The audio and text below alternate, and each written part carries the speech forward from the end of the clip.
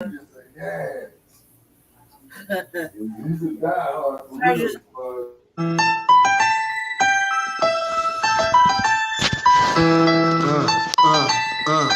The Democrats don't speak for me.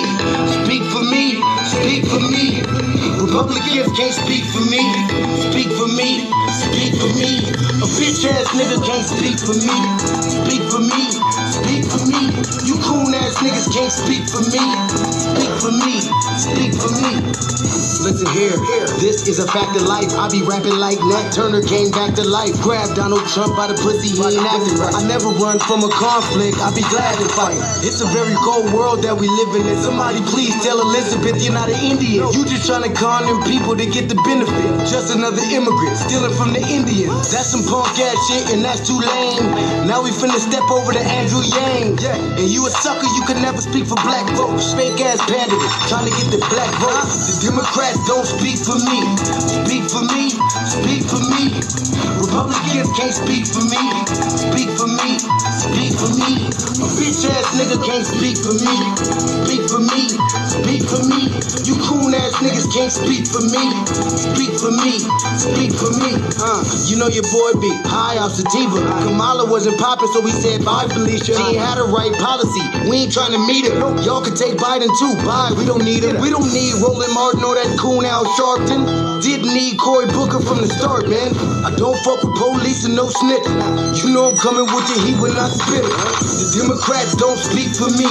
Speak for me. Speak for me. Republicans can't speak for me. Speak for me.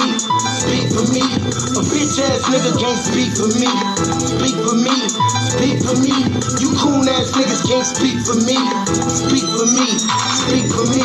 If you ever go to court and this is your luck, try not to get fucked by Benjamin Crump. I know it's hard. You and all go is hard. But who the fuck is Amy Cloak? Put her picture up on the bullseye and start throwing darts. People cut our organs out our bodies, that's a stolen heart. They can't save us from the flood like Noah's Ark. Black lives always matter, we finna go for ours. So then we savages, we don't need to pot the piss. Mike Bloomberg can suck dick with that stop and frisk. You ain't speaking for us, we don't know you. Bernie Sanders, they get your funky ass on too. The Democrats don't speak for me. Speak for me. Speak for me. Republicans can't speak for me. Speak for me. Speak for me. A bitch ass nigga can't speak for me. Speak for me. Speak for me. You coon ass niggas can't speak for me. Speak for me. Speak for me.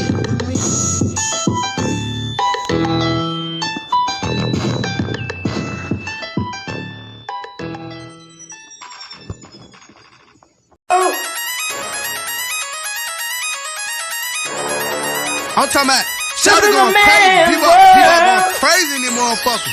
Run that shit back, man. But it's nothing. Nothing. Got a woman on the bed.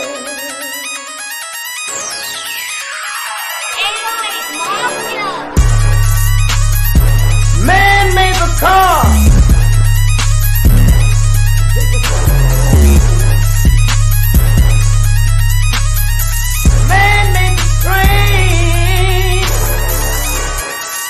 Carry the heavy load. Man made the electrolyte to kick us out of the dark. Man made the boat for the water like the 7 Omega. Man thinks about a little bit of baby girl and a baby boy. Man make them happy because man make them joy. But after man make everything we can, do you know that man makes money?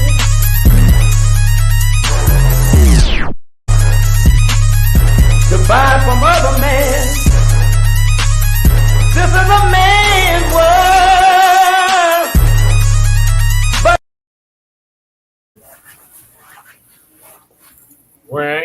Grand evening to y'all. Hey, greetings. Tuning into another episode of the Frontline Black News. I'm your host, Shane Krumah. I'm joined by my other host, Lady Che. Say hi to people, Lady Che. And we are joined with our West Coast correspondent, Shabaka Sankoria, Shabaka's Black Experience Enhanced. Also on the Hey, call, hey. producer and co-host of our West Coast correspondent is in the house, greeting us from the Sin City. Yeah, Raiders, and more Raiders. Oh, God. Traitors, and more traitors. Okay, well, we playing Bums Thursday night. We're playing the Vi Queens. You know what I'm saying? Yeah. Yeah, You we know already they smashed them. Good luck. good. You know what I'm saying? So we're gonna go up there and put some more football helmets on them. You know what I'm saying? And let's send they sorry asses back to the Great Lakes region, man. With another L. You know what I'm saying? Okay, I see we got Twin Pyramid in the house. Greetings, Twin Pyramid. Thank you for joining us. Deacon, you just had to go there, didn't you? No, how about them Texans? Okay, I ain't got it. That's what's how about them. Them bullshit All right, calls. How about that? Or the lack of calls. I just said the lack of calls. Right. And then also too, man, I had tweeted some bum, man, once again talking about black athletes. You know what I'm saying? So I told his ignoramus, if the black players, along with the retired black players and the alumni, which is the retired before the retired black players put together, they pool resources, man, they could buy all 28 or 26 of these raggedy ass teams, man, you know what I'm saying, or form 28 teams to compete against them, and in 5 years 32. There's 32 okay teams. Okay, all right. And then we put together 35 NFL teams with all black players on it, and the talent level will still sell. Oh, you know what I'm saying? Hell yeah, let's get it done. Yeah, that's what they're afraid of. You know what I'm saying? And then also too, let me see here. Now, Brother Che, you told me this before. How do I share this here to our like page, Shabaka's Black Experience Enhanced? Hit present. Yeah. Hitting present. Then it says share screen. Yep. Hitting share screen. It's easiest with 2 monitors. Okay, share screen. Screen sharing works best on a good computer. So I'm on a computer. Okay. All right, let's see. We'll put it up here. Wait a minute. While you're doing that, I'm gonna get to the what we're gonna be discussing. So on this episode of the Frontline Black News, we'll be discussing trial for Jonathan Majors begins in New York City after numerous delays. Okay. And if we have time, we have time. New York City Mayor Eric Adams' sexual assault case. And of course, our Unhoused Neighbor News and our Unhoused Neighbor News. So this is a continuation of what we were talking about last night and the night before that. We all fell asleep. These are the remaining topics that we didn't get to the last 2 shows. So that's why I had a necessity for part 3. Okay. All right, I'm going to add it to the screen. Okay. And then I'm trying to get this here up on Tweety Bird as well, too. And StreamYard says to share on Tweety Bird, follow these steps, head to the destinations page, and click add a destination. Now, where the hell is the Oh, wait a minute. Hold it. Let me see something here. They got a destination here. No, it just says present. Okay. Yeah, Deacon. The game's been rigged all season. Like, these refs should be all fired. They need to replace all these refs. Like, they blind. They're blinder than bats. Yeah. Yeah, you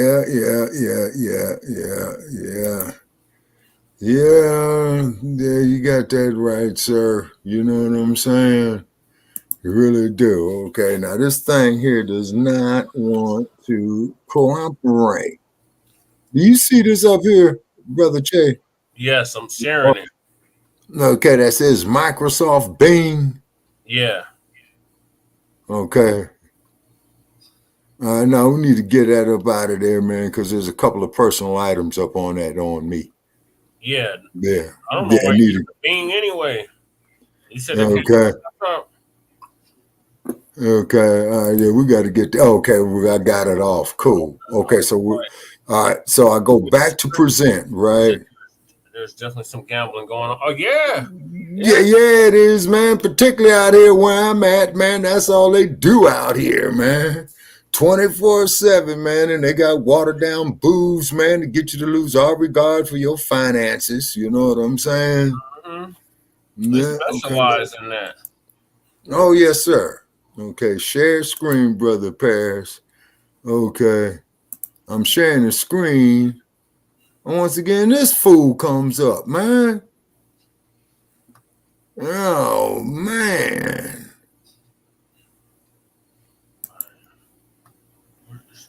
No, see, that's the wrong shit that they sharing. They got it going backwards.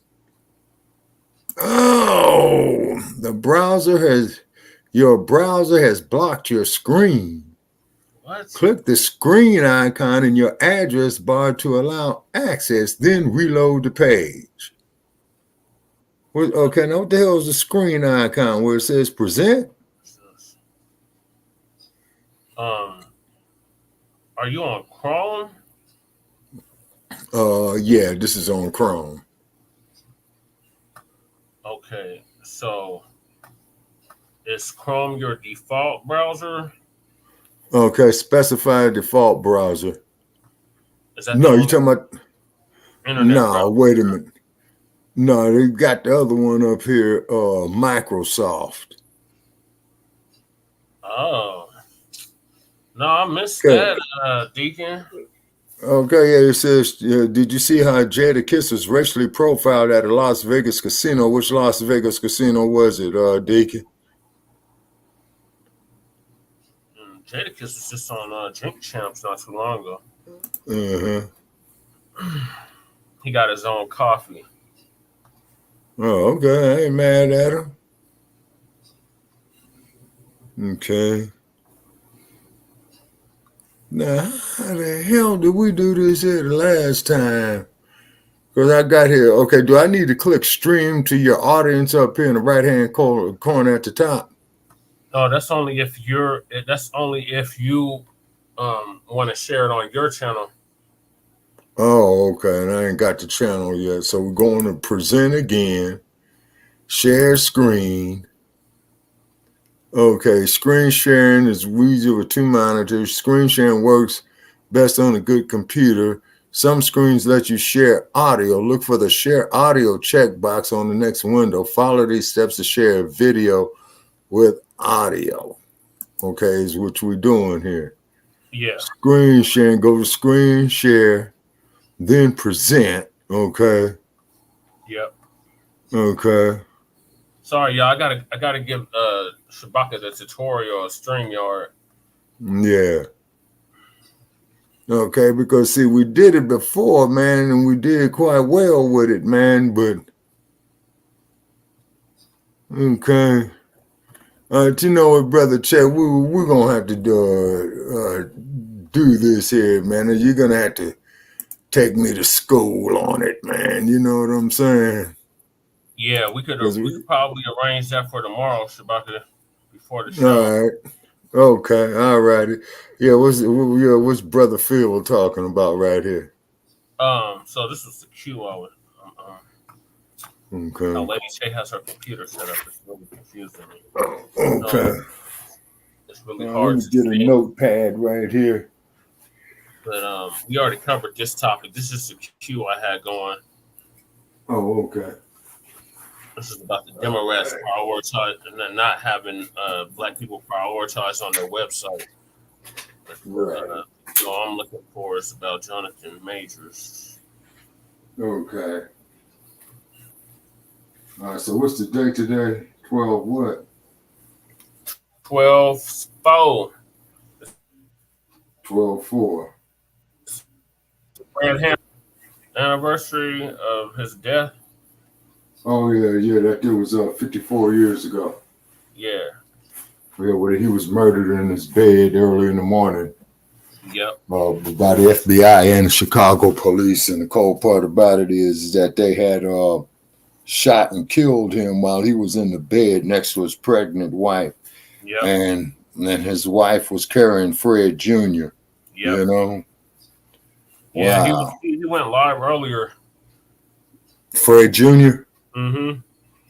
Oh, okay. On my page. Oh, okay. Okay.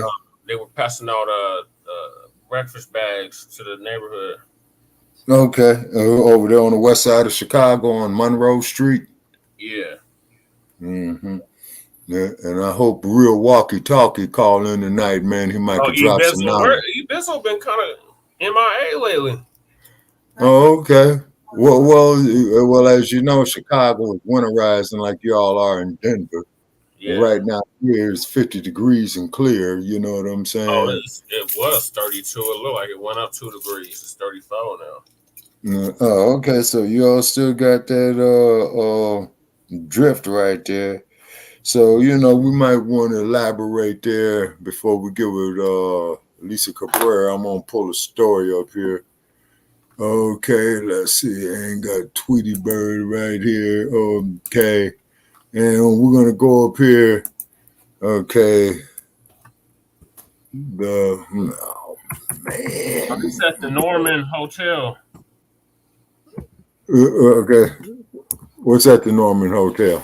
That's where he was profiled at. Who is that? Jadakiss. Oh, okay. Okay, it sounds like he got a case right there. Oh, yeah, big time. Did this just happen, Deacon?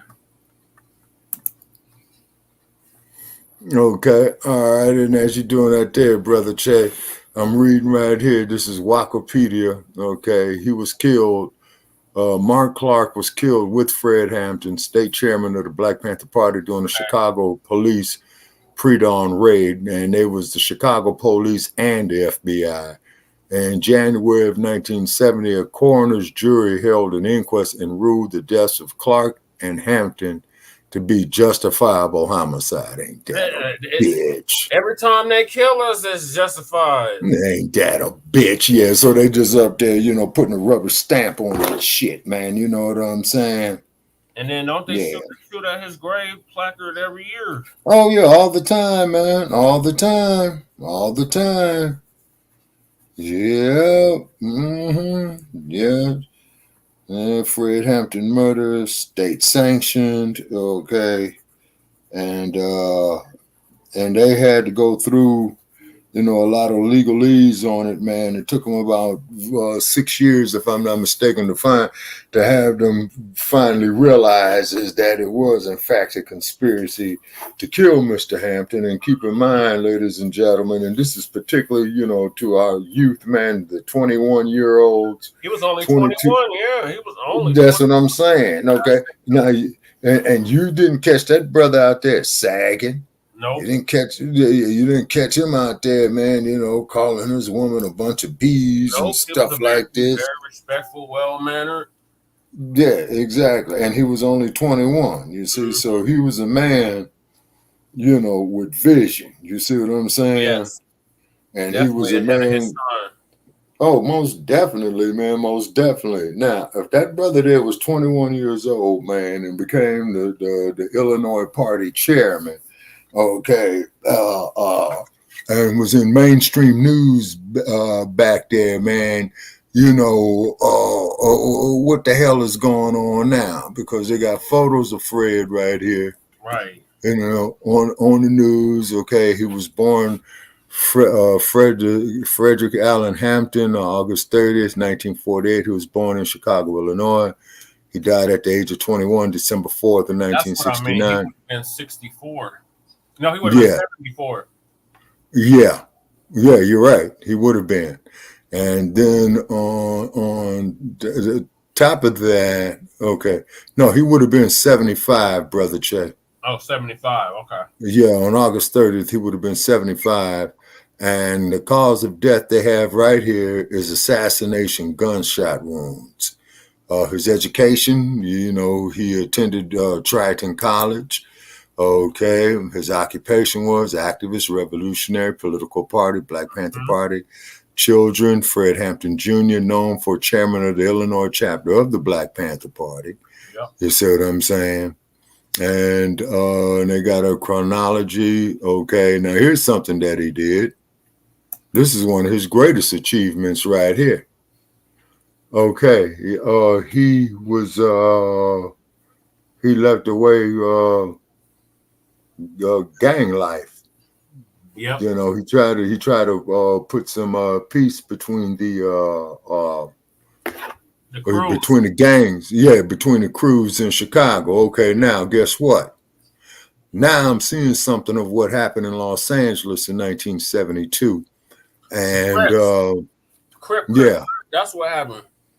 Yeah, but also too, there was a gentleman by the name of Robert Blue who was beat to death at the Hollywood Palladium in 1972 for a leather jacket.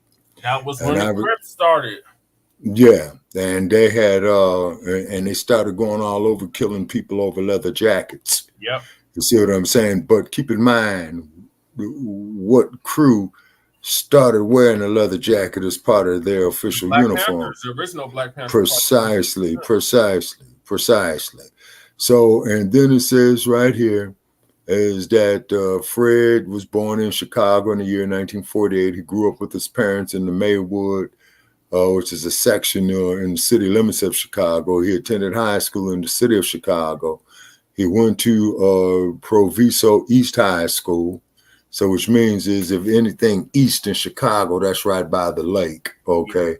Yep. Fred Hampton would graduate in 1966 and educate himself in law at Trenton Junior College. Now we see why they hate him. He educated himself in law. Okay. Yep.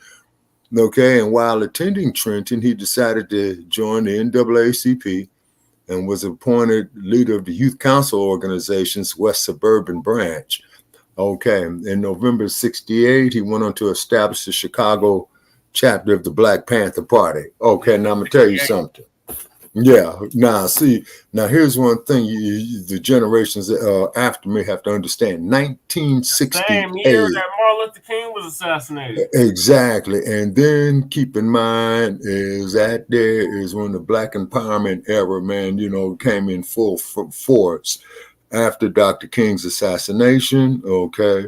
So when he opened up the that's 1965 from Watts. That's from 1965 from Watts. And after MLK was assassinated, it was even more burn, baby, burn. Yes, sir. It's because it was in Los Angeles in 1965 during the Watts riot. Okay, because the name of the DJ who was relieved from the soul radio station KGFJ was the name by the name of Montague, and each time he'll play a record by Junior Walker or the Temptations or the Miracles, that's what he would say. Well, burn, baby, burn. You know what I'm saying? So they interpret that, the white folks in Los Angeles interpret that as well, that there was the battle cry, for black folks to get on rest and go burn down shit again. Okay. Okay. But still, it's very interesting that still in the year 1992, you still had the same fucking problem. Yep. You see what I'm saying? 24 years later. You still had the same problem.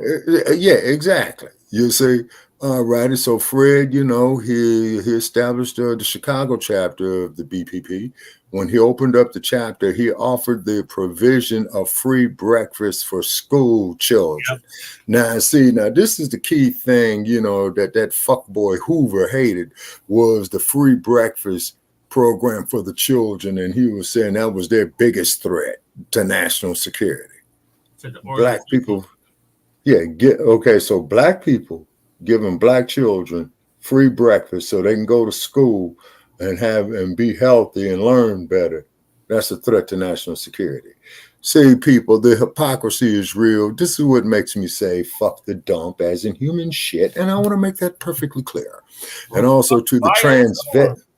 Oh, of course. Yeah, I'm getting up to him. Okay, he's senile. Then you got an incompetent vice president. The only thing she could do was flat back. You know what I'm saying? You know, and whatnot. So, hey, white folks, we understand that your country is going to pot. It's going down the fucking toilet for y'all. Mm-hmm. Well, now you know how it is to a point to feel black here in America. Exactly. Okay. And this is why we are not the same. Right. He also used the chapter, get this here. He also used the chapter in Chicago to provide medical attention to patients free of charge. Now, I do know some elders in Oakland was telling me that they were doing that there as well, too. So I would imagine is that they was doing it in the Philadelphia chapter, the Los Angeles chapter, the New York City chapter, is because, Tupac's mom, Finney, she was a member of that branch. She either was running it, but she did die in the Bay Area a few years ago in Marin County, which is north of the Golden Gate Bridge. Okay. Yep. All right. Okay. So let's see here. He used the chapter to provide medical attention to patients free of charge. He also, to help the community, he taught political education classes and instigated a community control of police project. Yeah. Okay, what was that they call that? Not cop watch, man. The citizens oversight. Citizen oversight. Yeah. Board. Okay. And so one of his greatest achievements came in 1969 when he persuaded the most powerful street gangs in Chicago to stop fighting. Yep. He called it non-aggression pact. Okay. Need more of that there today. And I'm not disrespecting none of the street crews out there, but I'm just simply stating, man, can't keep killing each other, man, because the work is going to come from these fucking migrants, just like what Dr. Claude Anderson warned us about 8 years ago. You see what I'm saying? Mm-hmm. Okay. Now, here's something. Oh, boy, that no good ass Jesse Jackson. The same year, Fred Hampton went on to form. He went on to form the Rainbow Coalition, a multiracial alliance of blacks, Puerto Ricans, and poor youth. That same year, Hampton was arrested for stealing $71 worth of sweets that he allegedly gave away to the local children. The charges was later dropped. In 1969, the Panthers Party started to gain interest from old Edgy. You know what I'm saying? Yeah, cross-dresser. He got the interest of the cross-dresser, the FBI. Now, the headquarters he had was on West Monroe Street, was raided 3 times in 1 year, and over 100 members were arrested.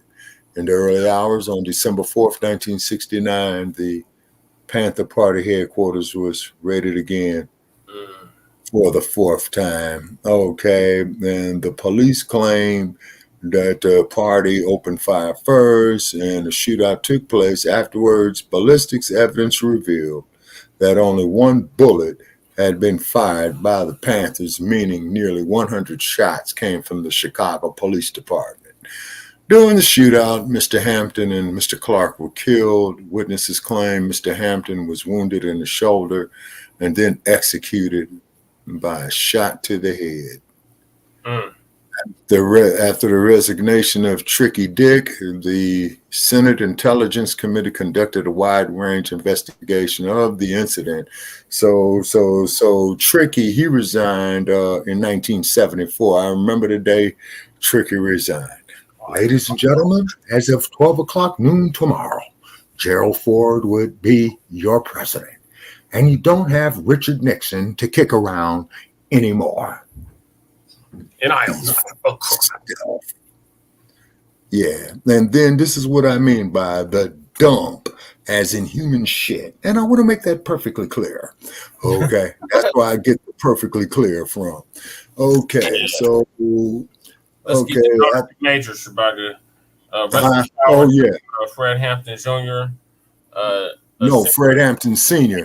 My apologies. Yeah, his son is still, keeping it going on. Okay. So that item is checked. Okay. All right, and of course, as you do know, that he was murdered with Mr. Mark Clark as well too. Okay, so condolences to Both of them. Yes. both of those families right there, and Chairman Fred, and we're gonna try to keep the spirit going on. Oh, Lisa Cabrera, what's on Lisa Cabrera's mind? So she's gonna give us an update on Jonathan Majors' trial for Oh, okay, goddamn okay, Bentley that was saying that he right, assaulted her, and come to find out she was the one yeah, that did the assault, and mm-hmm. we had covered that earlier this year. So this is an update. Okay, and of course, ladies and gentlemen, we do know that Jonathan Majors is the one that played in Creed 3. Where he got out the California State Penitentiary, being in there for so many years, and Yep.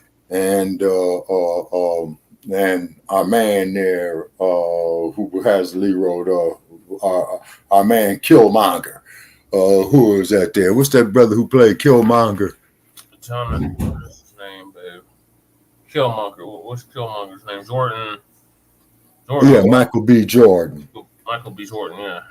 Okay, so Jonathan Majors. Okay, case in New York. Okay, case in New York.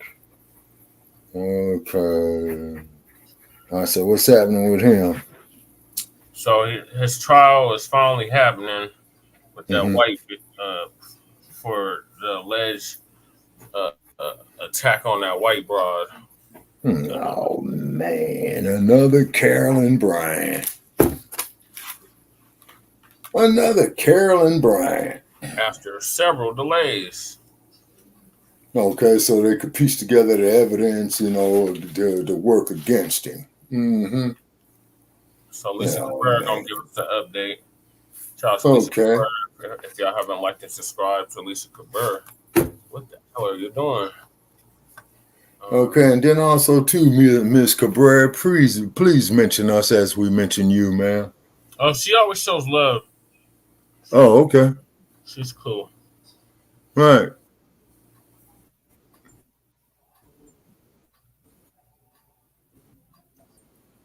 I chime in on some of her lives, and she's always showing love. Okay.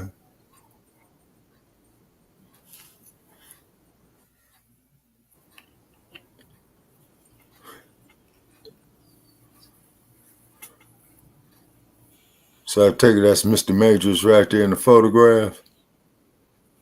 Yeah. Yep. Looking like Stevie Okay. Wonder. Yeah. And that's And I Megan see they Fox had. next to her. Okay.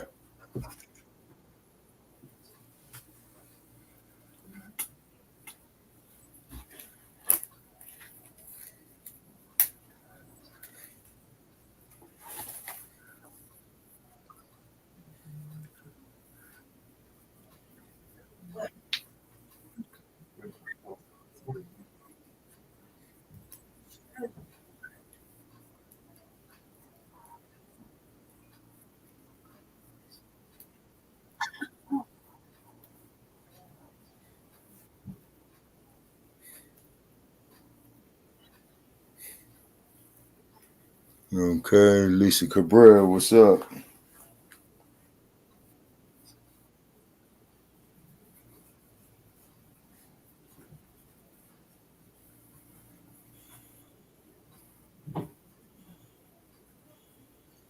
Okay.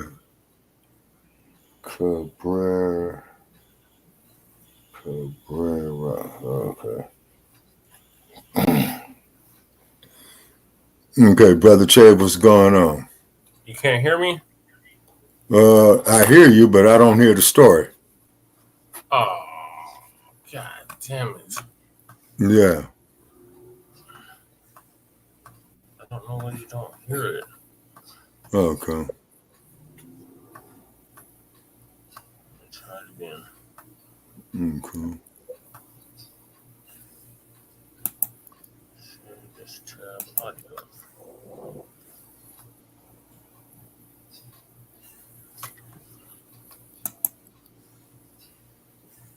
Share this tab audio. Screen instead.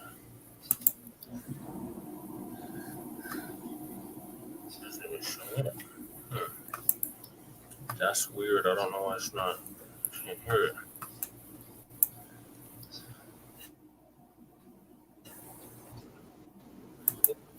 Can you hear it now? No, sir. I might just have to pull this whole queue up. Okay, hold on. So I'm gonna try something. Let me stop sharing.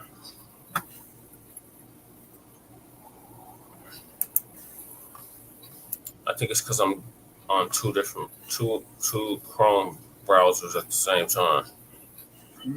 Okay.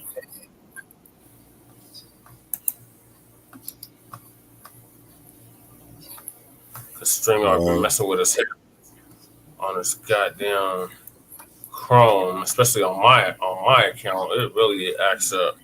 That's when it starts freezing, kicking me out the studio and all that shit. No, man. Okay.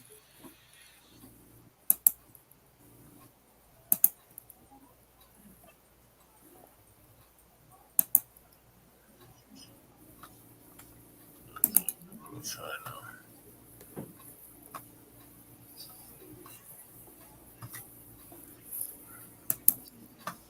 No, so they're throwing monkey wrenches on us. Always, Shabaka. Okay. We don't own these platforms. Yeah, no. Let me play it.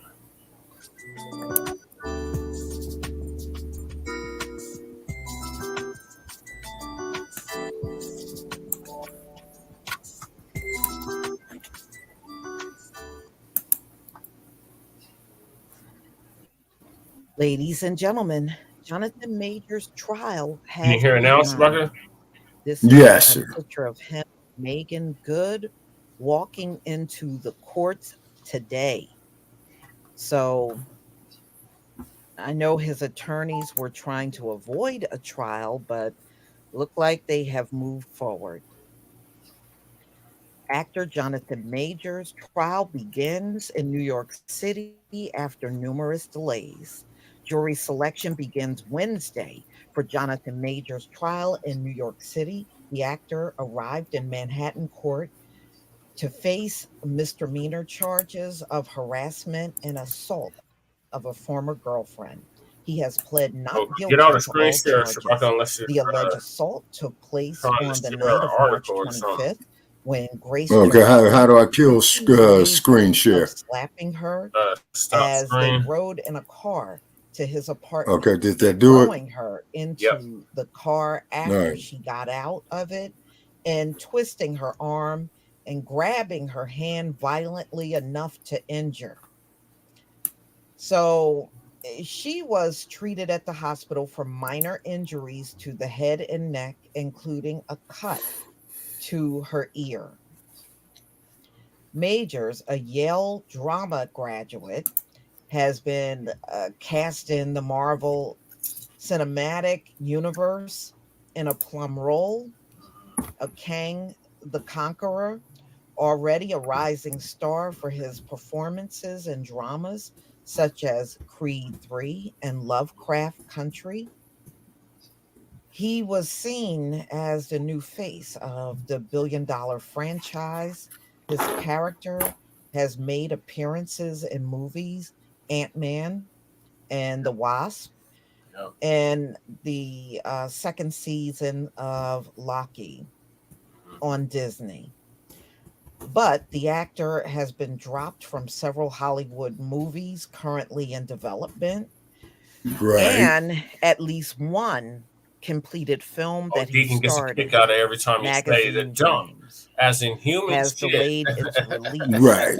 Majors has already been removed from an ad campaign and dropped by his management and publicist. Uh-huh. Yeah, that's the way Rumors how to, yeah. swirled for Do let me months say around that the right future there. of Is that's how Marvel, they start one breaking of you the right there when biggest you're losing your entertainment manager entities contracts, on the man, because planet. those are your deals Major's that you're trial making. date has Yeah. been pushed back and delayed several times as his defense team has worked to minimize legal fallout from the alleged altercation and sought to have his case dismissed. So Priya Chandri has called the accuser a liar and suggested that she was partying and drinking after the alleged altercation. In June, Majors filed a complaint against Jabari in which he alleged that she attacked him after suspecting he was texting another woman. Bravely, Majors laid bare to the NYPD the relentless alcohol fueled abuse he suffered at the hands of Grace Jabari and enduring a nightmare in their relationship. Now, as soon as Jabari steps foot back in New York, the NYPD stands ready to arrest her, Chaudhry wrote in a statement to NPR in August. New York Police Department did not arrest Jabari, charging her with a misdemeanor assault and criminal mischief. But the Manhattan DA's office declined to pursue the case. Okay, so ladies and gentlemen, Major's team seem to hope that his charisma will win over the jury. So, well, I will keep track of what is going on in this trial.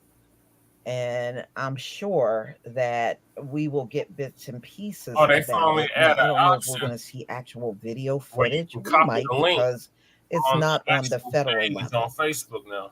So, Okay, they did what now? wow, the last So you know where you got video the like, that the came comment, out and the about share.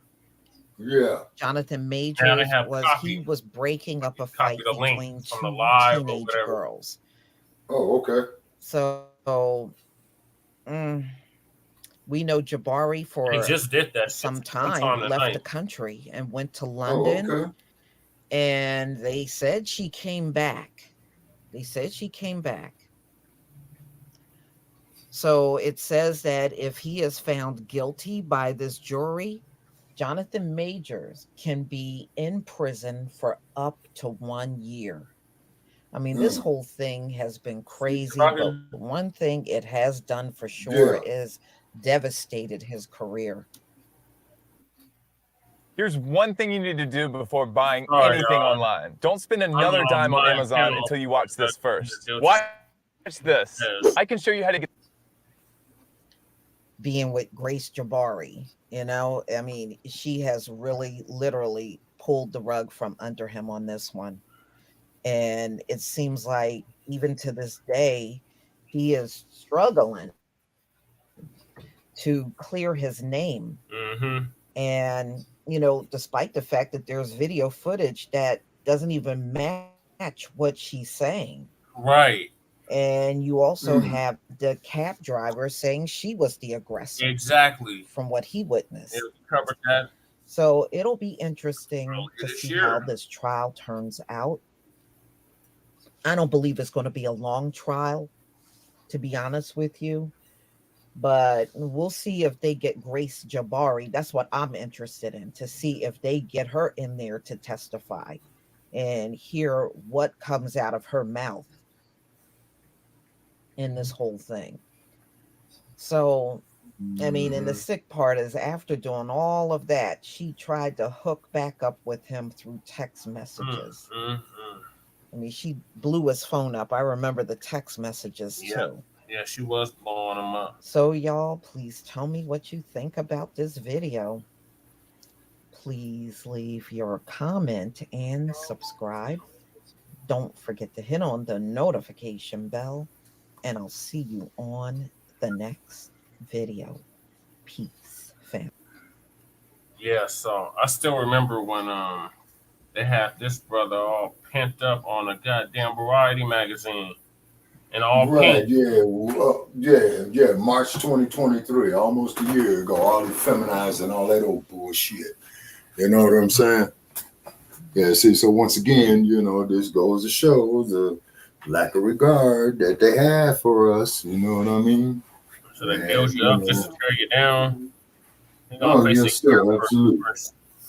For what? Not Yeah. getting Not staying with Biggie. Yeah, pretty much. And then if they're killing all his managerial contracts, then that means that they're going to go try to take his royalties and residuals that he's got pending off the work that he's done out there, you see.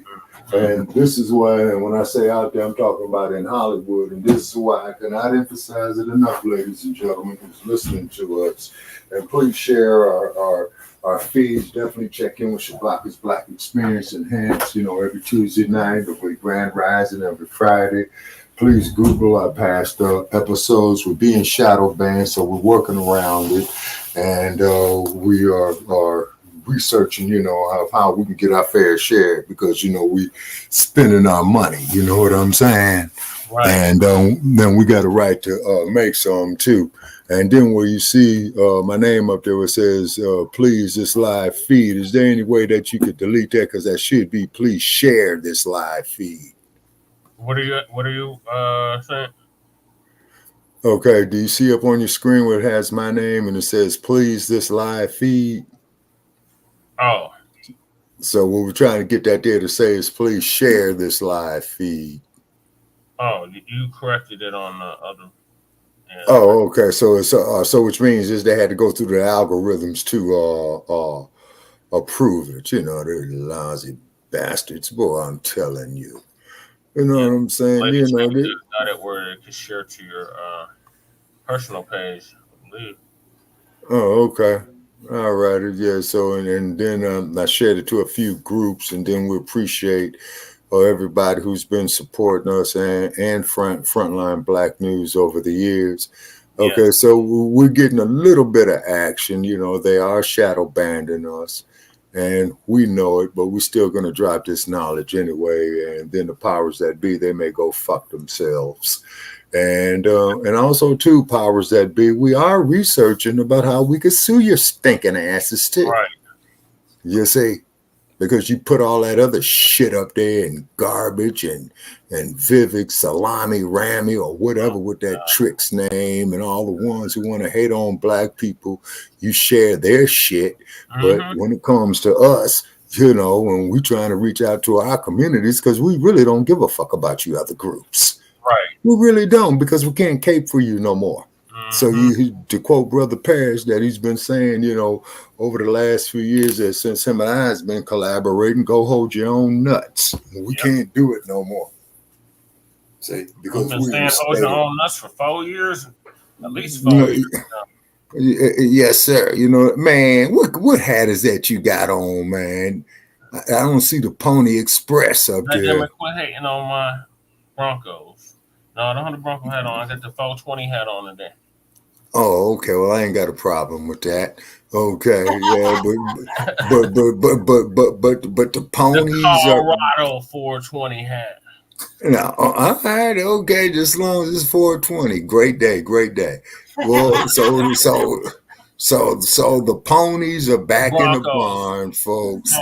They back in the barn. They don't exist. Okay, and then the professor. Okay. Yeah, got to hear the professor. What are your thoughts on Jonathan Majors? Oh, God. I even shit on think how are you feeling, Lady Che? You got some Alka-Seltzer with you. He's innocent. The proof was right there. Right. Yeah, he was innocent. He's being framed. That proof was right there. Okay, now listen. They had it on camera. Yeah. They had it all over, fucking gigging at the club, chopping up fucking crackers on the corner. Yeah, she was. So what the fuck is they talking about? Even the fucking Uber driver, fucking commented on that. That was fucking that Jonathan Majors. And the fact that they give Jonathan Majors some money back, right, and some endorsements back, right, he didn't even do anything. Right, he did the right thing. He left the scene and called that bitch some help. Yep. Some help. Yeah. Okay, all righty. So I'm quite sure that Mr. Majors can go over there to Beverly Hills and downtown Los Angeles on Wilshire Boulevard and find him an attorney that specializes that and get him paid. Do you see now, Sue, why we have to walk away from Becky's and Karen's because of bullshit like that? Be Right. nasty, Sue. What we talking about? Yeah. Oh well, he did the right thing. Get out and call this bitch the fucking mental health fucking awareness and shit. Bitch all that Right. all one lie talking about she broke her thumb or broke her fingers and shit. But she just gigging at the club, ordering drinks and fucking doing the most. Oh yeah. Cracking kids Drama queen. involved. Male crackers at that. Yeah. You know what I mean? Right. To do some like, oh my god, like why would you want to? Yeah. Yeah. Just to see Jonathan Majors watching Jesse walk down the street by himself. Yeah. Why would you It's want to sickening. like? Why would you want to get involved and pick that fight? Like we see it. I've seen it personally, where crackers just think they can just walk any kind of way on the sidewalk and try to bump motherfuckers, and that's a wrap. Yeah. It's just like walking into a brick wall. Like, Pretty much. brick wall, just like a brick wall. It's like solid. Like, what are you talking about? Like, that's stupid. So you see Jonathan Majors, he just got done doing Creed in the fucking that Marvel film, Yeah. or DC film.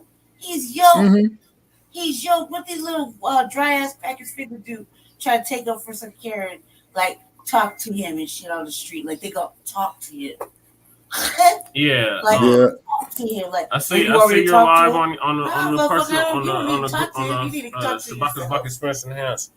Yes, sir. And I'm up here. I think I got my mind right on a little bit, and I'm sharing it as much as we can. To our well wishers out there, and what have you. They need to give him a major apology, some major money back. The army need to get back on their motherfucking endorsements and sponsorships, because they're trying to fucking everybody, all them fucking white ass motherfucking producers, directors, that badmouthed him and made it seem like he was a violent old motherfucking Karen beating asshole. You know what I mean? They need to get on their fucking shit and then fucking throw him some bread, apologize, and give him some more film roles. Like he's like, no, but that's just it though, Lady Che. What he could do is Ebony need to leave him alone when they putting him on them gay ass motherfucking photo shoots, making him look some kind of way. Was it Ebony? I think it was Ebony. No, yes, sir. It was Ebony. It was Ebony. My sister Ebony. Yes, sir. It was Ebony, and that's sad. Yeah. I stand corrected. I said Variety, but no, it was Blacc. It was Blacc. Yeah. It was Ebony, and keep in mind that he would be featured in Variety, as well to the Hollywood Reporter. Right around all that. Right, Ebony or I think it was Ebony. Ebony or Essence was Blacc. Yeah. That used to be another people in the magazine. You know what I mean? Okay, but Lady Che, you're right there. But you got to keep in mind that Lyndon Johnson Rice sold Johnson Publications to Time Magazine, so it's not Black owned no more. It's Time Magazine now. Yeah, they're the parent. They're the parent company of Johnson Publications, which I really think is very, very sad. Is because Eunice and Johnny's Johnson, you know what I'm saying? They had sacrificed quite a bit to create that, and it did chronologize. It was more viewers. Appreciate y'all tapping. Shut out a little eyeball. I got all hyped up. Now my heart hurts again. So you need to pay that man and give him back his endorsements. Give him back his endorsements. Yeah. And what he's gonna do is that he's gonna sue the shit out of him. Yeah, fucking damn right. That bitch was lying. She was lying. And I was like, two Jonathan Majors like that. He had to go get a whole motherfucking fake ass relationships and fucking about. He would assist it. He would make it good. Make it good. Yeah, he did some good publicity right there. She could have dressed him a little bit better, but it's whatever. Sister bounced back with for a little bit. And I think that's like a pretend thing right now, but hey, it looked good on him. It looked good on him. It looked better than that motherfucking shabby ass motherfucking Q-tip of a white bitch. Right. That he was rocking around with. Oh, high water wearing ass motherfucking ass just dry motherfucking. Hair, bitch. Like, for real, man. Fucking old straw hair having ass bitch. Man, she's better than that. Like, what did he see it? Like this one of them old heroin ass looking ass models and shit. They told him that's what he needed to Stop listening to white people. Real shit. Because they just making him look bad. Yeah. So yeah, We see that with he Negrusi. need to go get his money back. He need to go get his money. We see that with Oh yeah. And then of course, you know what he needs to do is that he can he's gonna get paid. More than Africa. Yeah, he's gonna get paid. Like, can we blow the scalp? Like, just a little bit. You know, you gotta receive that motherfucking tail hair. Like, press your head. Talking about one of the congressional black talkers here in the state of Colorado. And then hit the and by the way though too, we're gonna start putting the hashtag, man, on some of these politicians as well too. Stop and Vivid Ramasalami, you welcome to call in because I got a few choice words for you, sir. Which one? I really do. Larry Elders. Him too. Get that bomb up here. Something about Larry and Leo Terrell. Oh, Leo Terrell, yeah. And I will own him. You know what I'm saying? I will own him. Yep. All right. So, I think that concludes with Jonathan Majors. Get your money. Right. Okay. Did you see that bitch defamation of character? All that, Lady Che. He's got them on about 5 of them. Defamation of character, slander. Yep, slander, defamation, breach of contract for them not giving us residuals out of Los Angeles. You know, from No. You know when you call the police or you get something, but you want no crime report, but they still charge you anyway. Oh, the Karen Act. Yeah. Yeah. The Karen Act. All that. Yeah. Well, see that there's his defamation of character right there. Yeah. Mm-hmm. Yeah, you got treated like Johnny Depp treated old girl. Oh my God. That fucking shit. Oh my God, that goddamn trial. That trial was the shit. Yeah. Fuck what nobody says. That trial was the shit. Oh yeah. The Johnny Depp trial was the shit.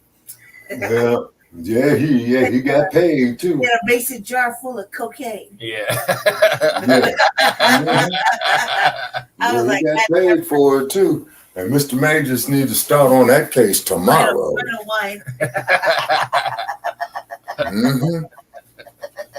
Right there in New York City and Los Angeles County. That's Jack Sparrow right there.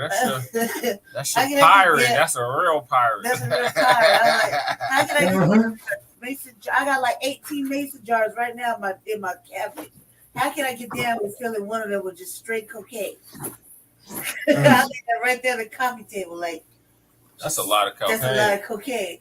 I remember drinking. He poured himself a. Did you see the chalice, the wine glass that he had to pour himself a bottle of wine?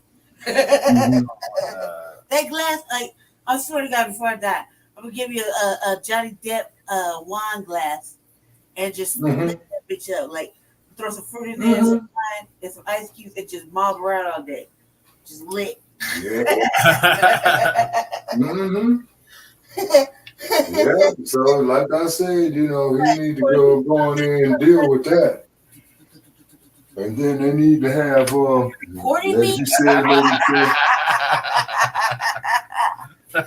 an anti-Karen Act. You know.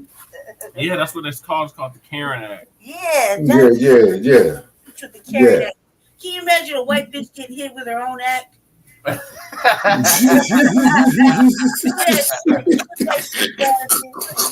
that bitch with the Karen Act, cuz. Yeah, or call it the Carolyn Bryant Karen Act. Got all our support right here with it. You like? Yeah. Make that there the Carolyn Bryant Karen Act. You know what I'm saying? Karen, you go ride on the fucking complexion for the protection and shit. And white tears matter. Hell no. Hell to the no. No. See, FDA with it and the reason why they want to come down on it is because you see, not only is this stuff wrong, it is dangerous. You see what I'm saying? See, Sue, that's why we have to say hell to the no with white bitches, because it's my fucking. That's what you think it is. Sue is straight up troll, cuz.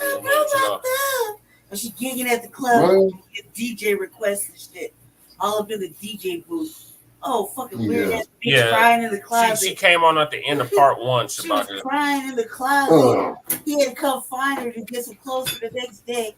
She all up in his closet crying and shit, peed herself. Oh, Lord. Yeah, she threw up all up in the closet. Bitch. Like, yeah, we covered all that. I was all over it. Just because. No, man. You said the same last name. Yeah, you covered that on RBA too. Like, you can't be doing my job. This is sad. You know what I'm saying? Money, brother, get your money. Sue that goddamn Karen. Hey, break her, put her in a cardboard box, standing on the side of the freeway. We'll work for food. I'm sure somebody will pick that up and take it. Oh, pain and suffering too. Get her for pain and suffering. Pain and suffering. All that. Pain and suffering, loss of income, defamation of character, false accusation, also filing false reports. Abuse. Yeah. She was abusing him. Mm-hmm. She was. Yeah. She snatched the phone out of his hand and scratched him up for some shit. Yeah, okay, now you got battery. Okay. Battery. Yep. See, that's battery. That's what they would do to you. Mm-hmm. What she doing? She couldn't say she couldn't just make it right and say, I did that shit. Ooh, I'm sorry. I don't know what the fuck I was tripping on. My fault. Let me fix this with everything. You know what I mean? She had too many drinks at the club. No, man. Instead, she gonna go hit you. So you hit her with all that shit. She attacked you. She assaulted you. She verbally, emotionally abusive.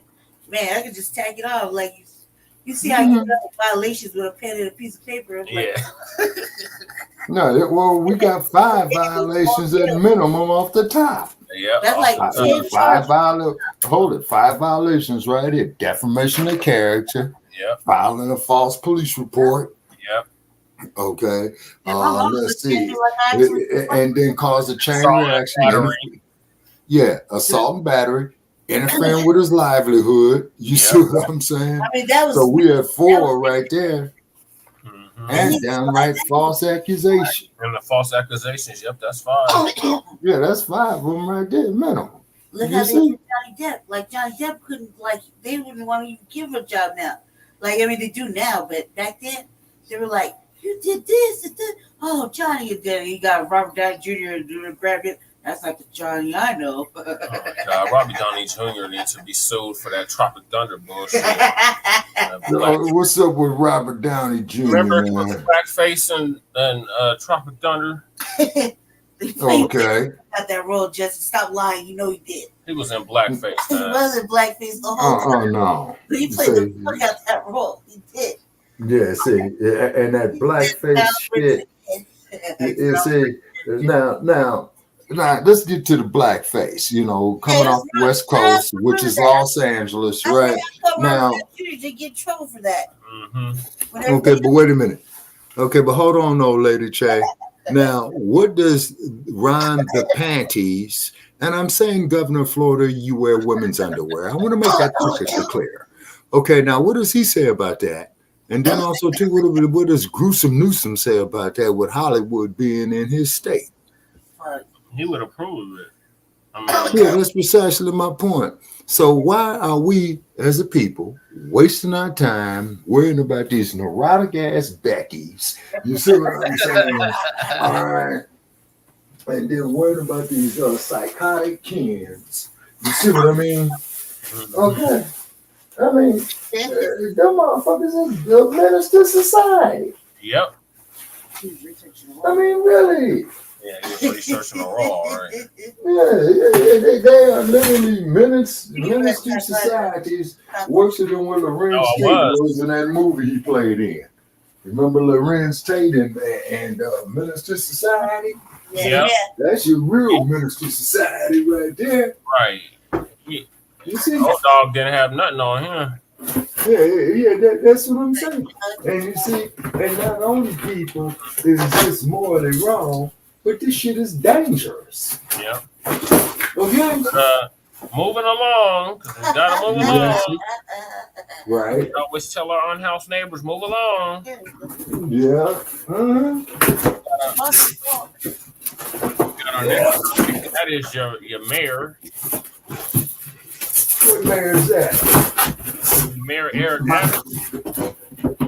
Mayor Eric Adams. Oh yeah, he got hit with some Me Too situations as well too. Mayor Adams for the Okay, so therefore, Hit with the Me what they need, yeah. So what they need to do with the mayor of New York is send in the New York City Police Department. And mind you, this is after he went against Biden. Oh, okay. He went against Biden. We welcome the migrants. Come on in, migrants. Come on in.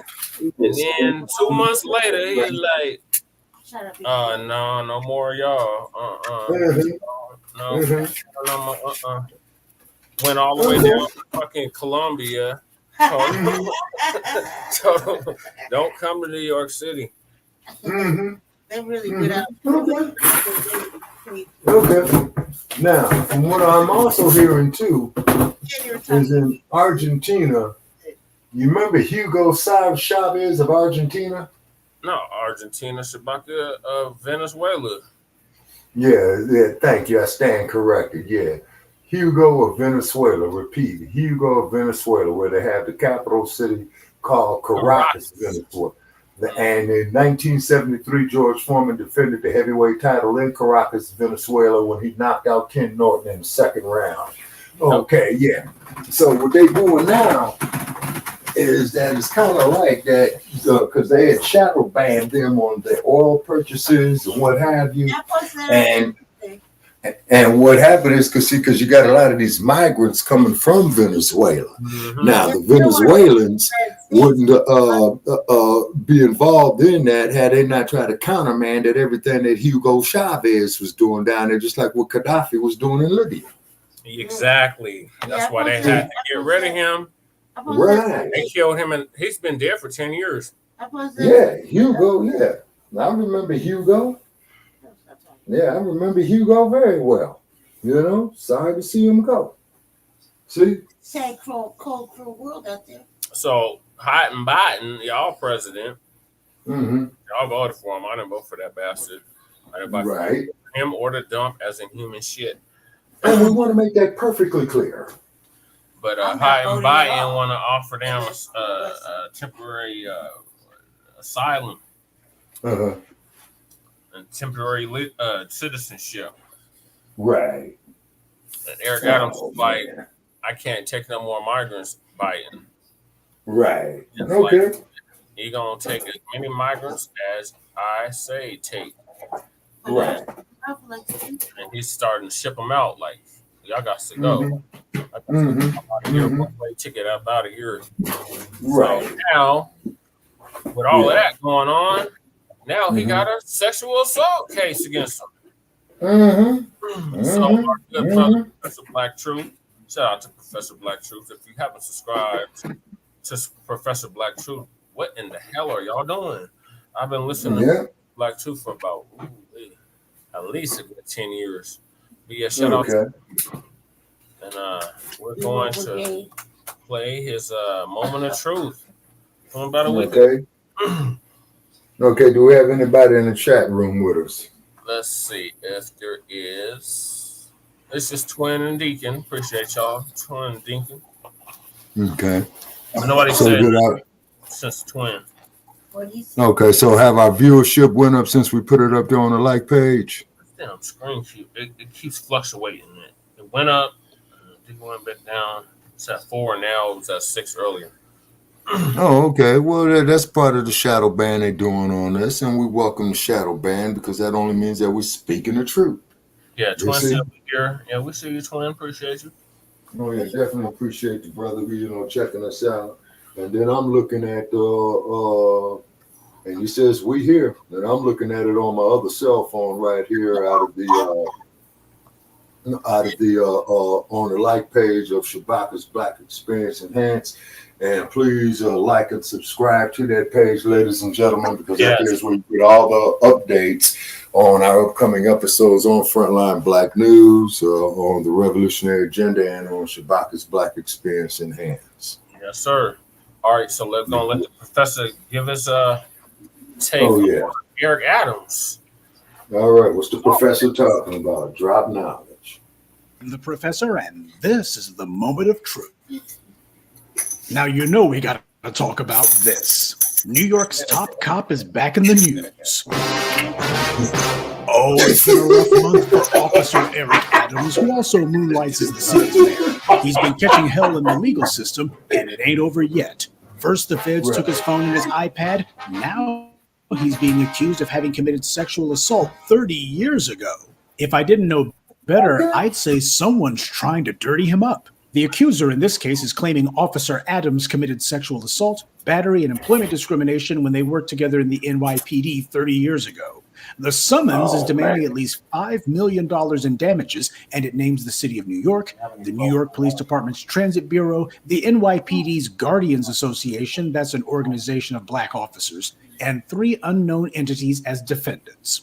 The suit's being filed under the state's so-called Adult Survivors Act. That was one of those laws that was passed in the wake of Me Too, which allowed people to bring sexual assault suits even after the statute of limitations expired.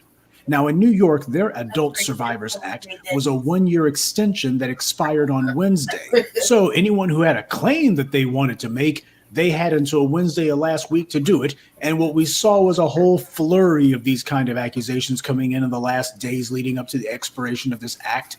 And while I'm sure that there's a number of legitimate victims out there who this law may help to actually seek justice, it's also clear that there's been a lot of parasites looking for a payoff too who have come out of the woodwork. There's been lawsuits filed against Puff Daddy and now Jamie Foxx under this law, all of this in the days leading up to its expiration. I suppose the victims just felt they had to wait until the last minute to do this. I suppose after R. Kelly, a lot of these free-range thoughts are feeling confident. Many think that they can win, they hope, or at the very least force some kind of settlement.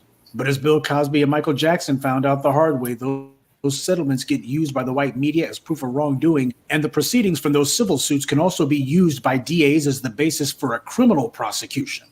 Jonathan Majors is still being dragged by prosecutors in Manhattan right now. His accuser was arrested, but the DA's office told the NYPD in advance that they would not prosecute her, even if there was an arrest. So the fix is clearly in from the DA's office. There's really no case against Majors, but then again, there wasn't one against Cosby either.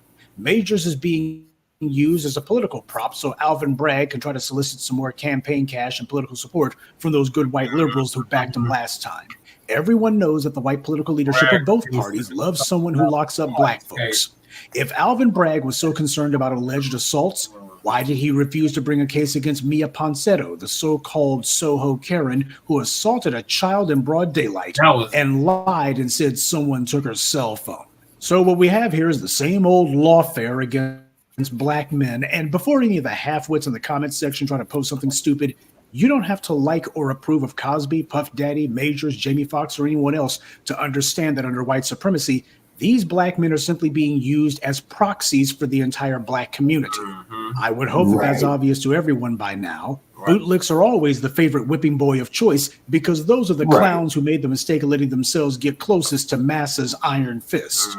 The former governor of New York, Andrew Cuomo, was unceremoniously driven from office under a cloud of sexual misconduct allegations, and now Officer Adams is getting the treatment. And of course, they have to drag some other black men in too, because why not? And just to show that they're enjoying abusing their little bootlick, recently in New York, there was an incident where a Jewish Obama official was arrested and charged with harassment and stalking a cart vendor in New York and going on an Islamophobic rant. After this Jewish individual was arrested, there was an incident at a New York school in Queens where a riot broke out, or as Republicans call it, a normal tourist visit.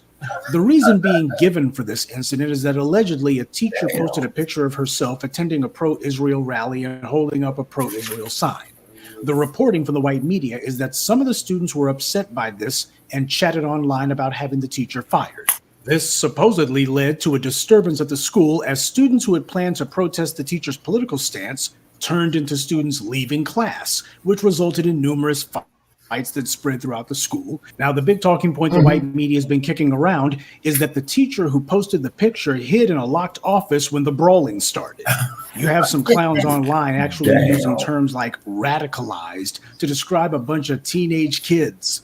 Of course, they try to make it seem like it's all black students, when the reality is there was a bunch of fighting amongst the so-called rioters, quote unquote. These were unruly children who would be fighting each other regardless, which is what they normally do on any other day. Right. Does anyone seriously think that these radicals could find Israel on a map? No. This was kids with poor upbringing who saw a chance to cut class. And because many of them are undisciplined, when they saw other kids who they didn't like in the hallways, they began fighting each other because that's what delinquents do. Right. Was this really about anti-Semitism, or was it actually about bad home training? Look at what it is that these kids do most of the time, and you can learn the answer to that one. Because if it wasn't this, it would have been something else. I also think the white media, through the teacher in this case, is trying to exploit what happened. If the students in her class were really so furious with her specifically that they were starting a riot, actually the white media said riots in the school, plural. If that was the case, then why is it that she wasn't harmed? Nobody hit her. Nobody threw anything at her. A whole classroom full of furious radicals, a radical mob. And nobody tried to stop her from going into an office to hide either. Nobody did anything to her. I think they would have had her a little bit outnumbered, don't you think? And when the police arrived, nobody tried to stop her from leaving either. Kind of sounds like someone's taking their talking points from Benjamin Netanyahu to me. And if this teacher was really so scared that she had to hide in a locked office, why didn't this mob of radicalized, pint-sized anti-Semites try to get to her? Why didn't they kick the door in? There are hundreds of kids rioting in this incident, remember? I think it would have been pretty easy for just 10 or 12 of them to get into whatever office she was in, especially if they had hundreds of radicalized terrorists and 2 hours that they controlled the school. With that much time, she should have already have been 5 different shades of dead. But not only was she not dead, she wasn't even harmed. They had the school under control, or rather out of control, for 2 hours. And yet this mob of hundreds of radicalized anti-Semites with 2 hours worth of time couldn't do anything to her and didn't even try. There wasn't a radicalized mob, did absolutely nothing to this one lone, isolated Jewish teacher who they were all allegedly trying to kill. Make that make sense. Of course, we're not taking sides in that war over there. My point is that we can't allow anyone to continue the demonization of black people, and in this case, black youth, as a political football. The racist trope that black people are the face of anti-Semitism is a racist lie to give anti-black bigots an excuse to say that black people are no better than the white supremacists who oppress us.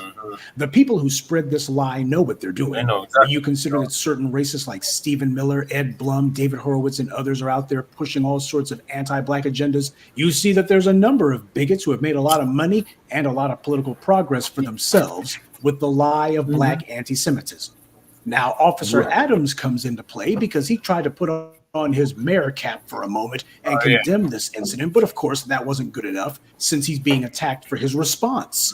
Why? Because this Seldowitz clown got himself arrested.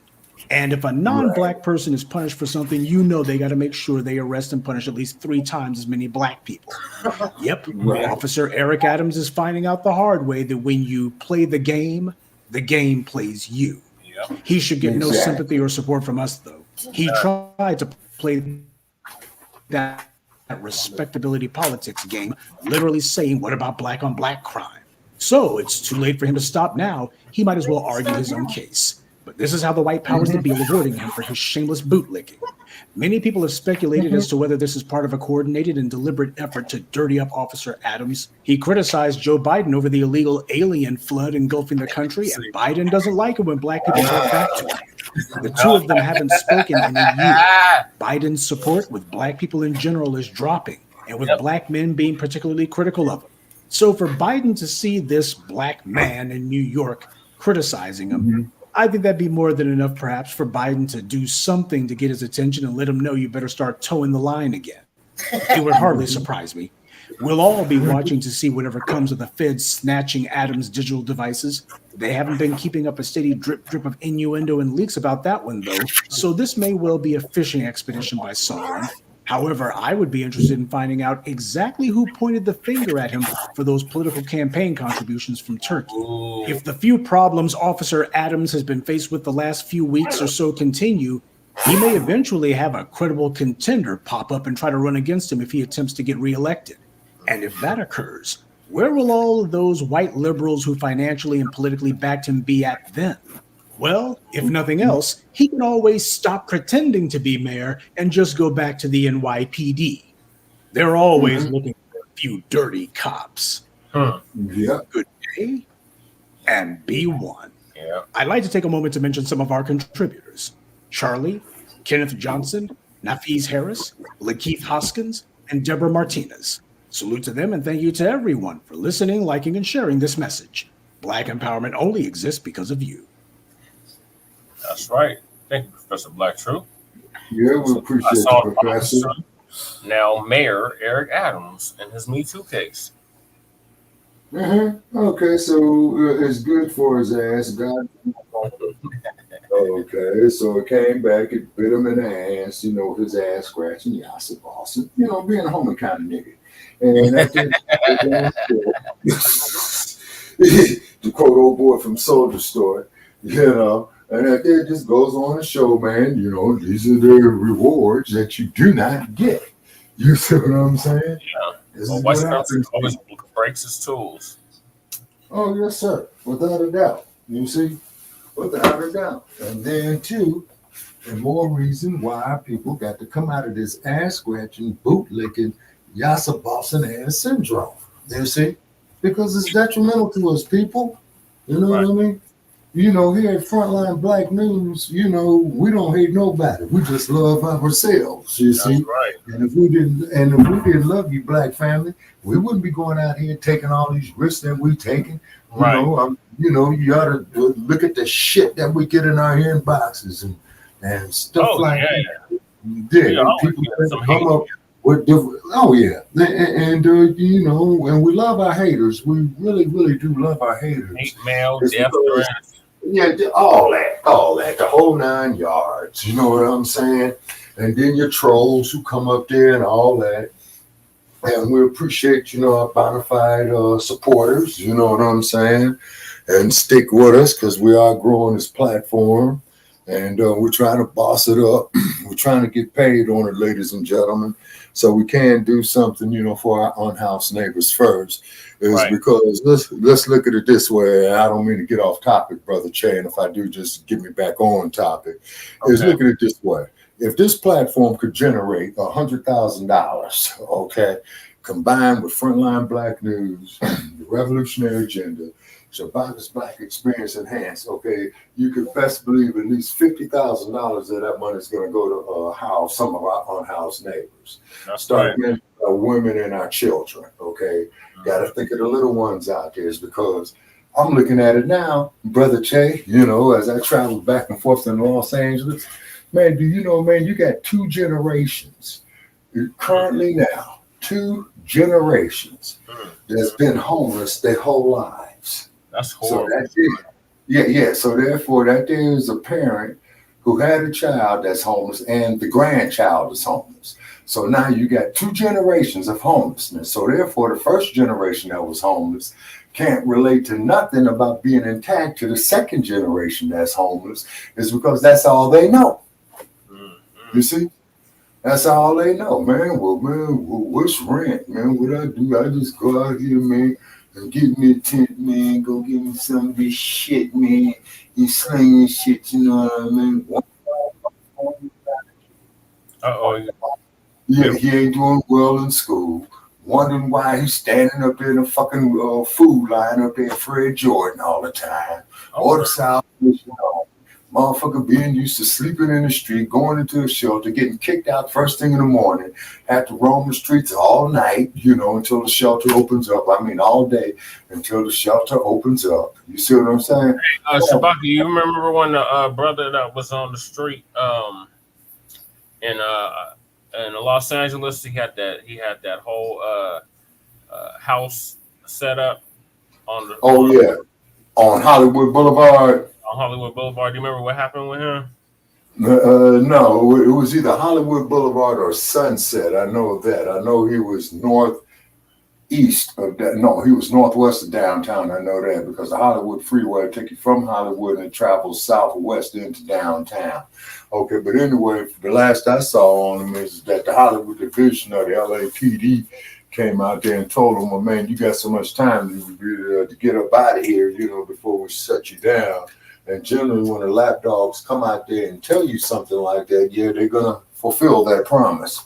So we do wish that brother well. Hopefully he ain't all caught up, you know what I mean? Because that was a thing that he was doing, trying to show that he was self-sufficient. But what if that man said on the mean streets of Los Angeles, man, I got to make sure I'm safe at night, Hell yeah. Yeah, Right, you know what I'm saying? So let's get Lady Chase thoughts on Officer now, Eric Adams. What are your thoughts on him? I wouldn't even settle out. I would be like, man, 30 years ago, I was a young, top man.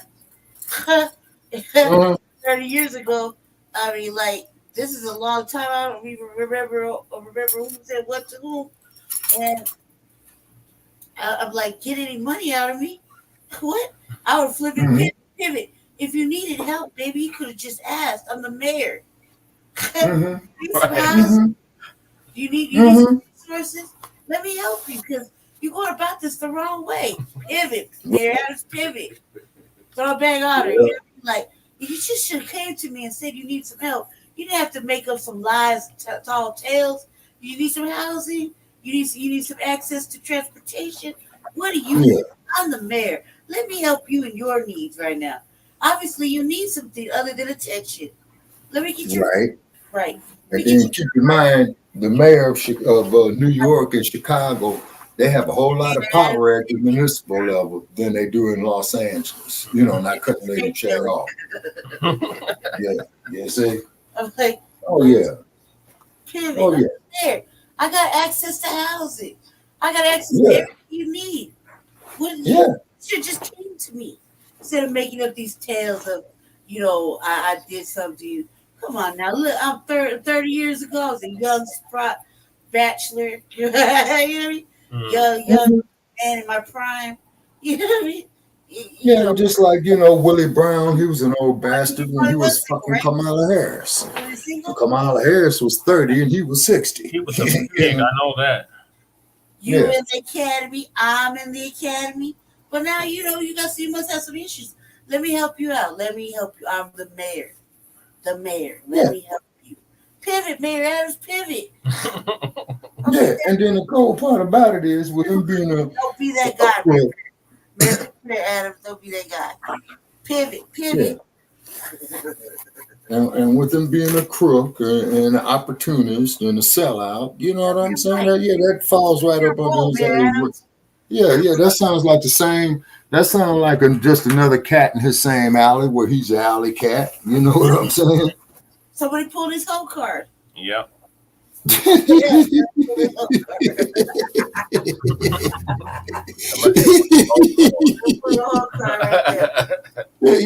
right. Cam. All that. And keep in mind, people here at Frontline Black News, you know what I'm saying? We speak against the popular version of what is true.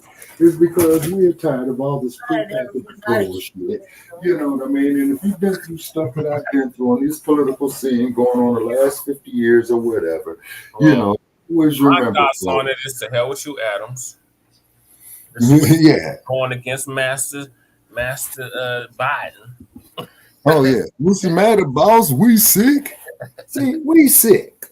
Okay, and then I guess, man, that field slave came up to him, and Eric Adams said, "You know what, man? Yeah, let's go run away." But then they yanked him by the balls, by the chain, and says, "No, nigga, what's better than what you got right here?" Yeah, that's what they did. Oh yeah. And then, and he's a sycophant, you know what I'm saying? And he didn't kiss the right ass. You see what I'm saying? Yep. He pissed off the wrong ass that shitted on him, coming up you know, to be the mayor and all that, you know. Well, he's skinning and grinning. Master made me the mayor of New York City. You know what I'm saying? And keep in mind, one of his predecessors was that 6-star, no good piece of shit by the name of Rudolph Giuliani. Yeah. Keep that in mind. Yeah, You see what I'm saying? Yeah. Mm-hmm. And he wanted that shit because wasn't he a police officer too, people? Yeah, I think it was a pig too. Oh, yeah. So when they gave the order for that. Yes. So when they did that, so and he was a New York police captain, so he's been out there doing a whole lot of stopping and frisking, planting evidence, and all that old good shit. Yep, You all know? that stuff that the NYPD is notorious for.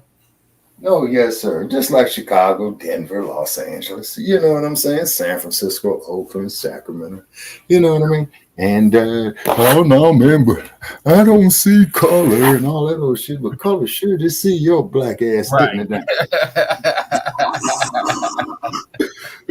Didn't it now? You know what I'm saying? And keep in mind, this isn't hate. You know what I mean? We're just telling it like it is here at Frontline Black News. Is because I'm sick and tired of seeing my people getting fucked over on bullshit. I'm sick and tired of seeing our men folk being falsely accused by these no good ass bras out here, and half of them need to go out there and go suck a dog's dick. Shit. Yeah, we approve. And I'm just telling it like it is, you know. Then again, it's half of these wretched ass looking bras. It's like them bras that who Bill Cosby said that he drugged. Man, I wouldn't let none of them ragged ass heifers suck my dog's dick. Right. That was tore up. They trying to hit him with another case, Shabaka. Yeah, that's what I'm hearing. The man is 85 fucking years old. Man, he ain't got too much longer to live. Leave that man alone. Right. He already did, 3 years in prison? Yeah, and plus you do know that Bill Cosby lost his only son. Is because I remember the case, man, where his only son was changing the tire on the 405 freeway at the Sunset Boulevard exit, which is over there in the ritzy part of town. And the perpetrator, which was a white dude, came out there and shot and killed him. And then he get up there and go tell all his white friends, "Oh, I shot a nigga," and it's all over the news, and they got him. You know what I'm saying? But switching gears. Yes, sir. To our last two topics of the night, and that is our Unhoused Neighbor News and our Unhoused Neighbor Sweeps. Yes, sir. So, do you want to give us an update on what's happening in California or in Nevada on the Unhoused Neighbor News? Okay, well, okay, from what it is.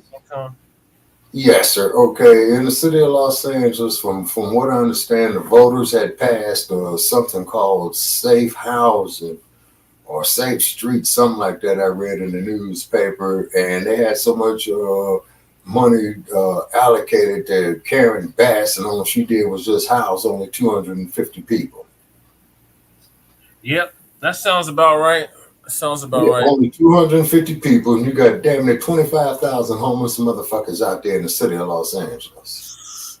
I wouldn't be surprised if it was 50,000, Shabaka.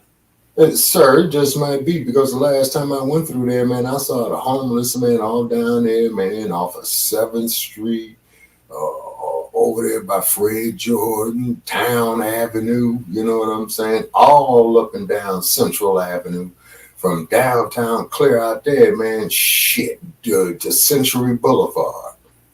Damn. And the main ones out, yeah, man. And that's quite a distance. And the main ones, man, that you see out there homeless, man, on these streets that I talk with are black. Mm-hmm. Yes, sir. Then you even got the homeless lined up over the damn overpasses of the Harbor fucking freeway. Yep. Gents been up there, you know, buckets out there with people pissing shit in. So, of course, you know, the damn LAPD that they going through there anytime they getting ready, man, locking people up, man, for vagrancy. Yep. Say, just to fuck you around, just to get you down there, man, to the Twin Towers where you get fucked around some more. Then, as you know, when you go into the county jail, you're subjugated to picking up other cases. Yep. And speaking of jail, the guy who's doing 22 years down there, in federal prison in Arizona, the one that sliced up George, Derek Chauvin, you know what I'm saying? Yeah. Yeah, if you check his case out, yeah, if you check his case around, they fucked him around on a plea bargain right there. You know what I mean? And really, he did the community a service. You know what I'm saying? In my opinion, fuck Derek Chauvin. Right. How dare he get up there on TV, on the eyes of the world, and murder that man? Right. You know? And he knew exactly what the hell he was doing. The way, and one of our brothers had explained it to me, Brother Paris, that I talked with him about. And he says, no, if you notice that Chauvin was had his hands in his pocket, and while he was killing him, he says what he was doing is that he was applying different methods. I thought Chauvin was up there playing with his dick while he was killing That's what it looked like. It looked like he was getting off on killing him. Yeah, no, you got some sick motherfuckers like that do carry badges. Oh yeah, big time. Yes, the human mind. They got Because AIDS and they sitting up here raping black women. Oh yeah. You see, and then you got to keep in mind, man. Daniel Host Claw. We see you, motherfucker. And then also too, keep in mind, man. Look at these motherfuckers like Jeffrey Dahmer. Look at motherfuckers like Richard Ramirez. Look at that motherfucker who was the Boston Strangler. Look at that son bitch who was the Skid Row slasher in the 70s in Los Angeles. Oh man. Oh, you got some sick ass motherfuckers out here, sir. When these psychologists tell me, and I think psychologists, I think they on some type of dope or something, man, or fucking themselves. Freud was on dope. Sigmund Freud was on dope, and this is a motherfucker who's going to sit up and tell me who was a homosexual, saying that there is something wrong with heterosexual men. Siggy was on dope. He was getting fucked in the ass, which is his business. He had his human rights and his civil rights, but I find it kind of difficult for a dope fiend and a dude who's a homosexual going to tell me, a heterosexual man, that when I have certain fantasies about women, there's something that's fucked up with me. Yeah, that's bullshit. Totally. You know what I'm saying? And I know, Brother Che, in your curriculum, man, when you got your degree, you had to sit through a course of that bullshit. Yep. You see what I'm saying? Now, how is a homosexual getting fucked in his ass is going to tell me what's going through my mind, and I'm a heterosexual person that likes pussy? No disrespect to the ladies. Okay, I'm just being real out there. Because they didn't like the fact that they was calling it gender dysphoria. That's what it was. It was gender dysphoria. And then they changed it.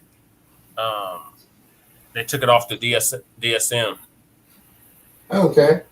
And please specify the DSM, sir. That's what the American Psychological Association uses to determine different mental situations, conditions. Okay.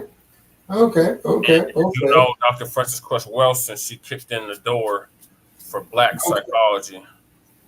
Oh, okay, yeah. So I gotta read some more literature by Dr. Wilson. I wish when I was in college, I would have attended one of her classes. Right. Oh, Jay's in the building. What's cracking, cuzzo? Okay, who's that there? Jay Militant? Yep. Bang, Niner gang. Man. Thank you for taking care of those seagulls. That was much appreciated. Man. I'm so sick of their goddamn fans. Eagles, eagle fly. No, die. God damn it. Why the hell they in a protected class, but we ain't?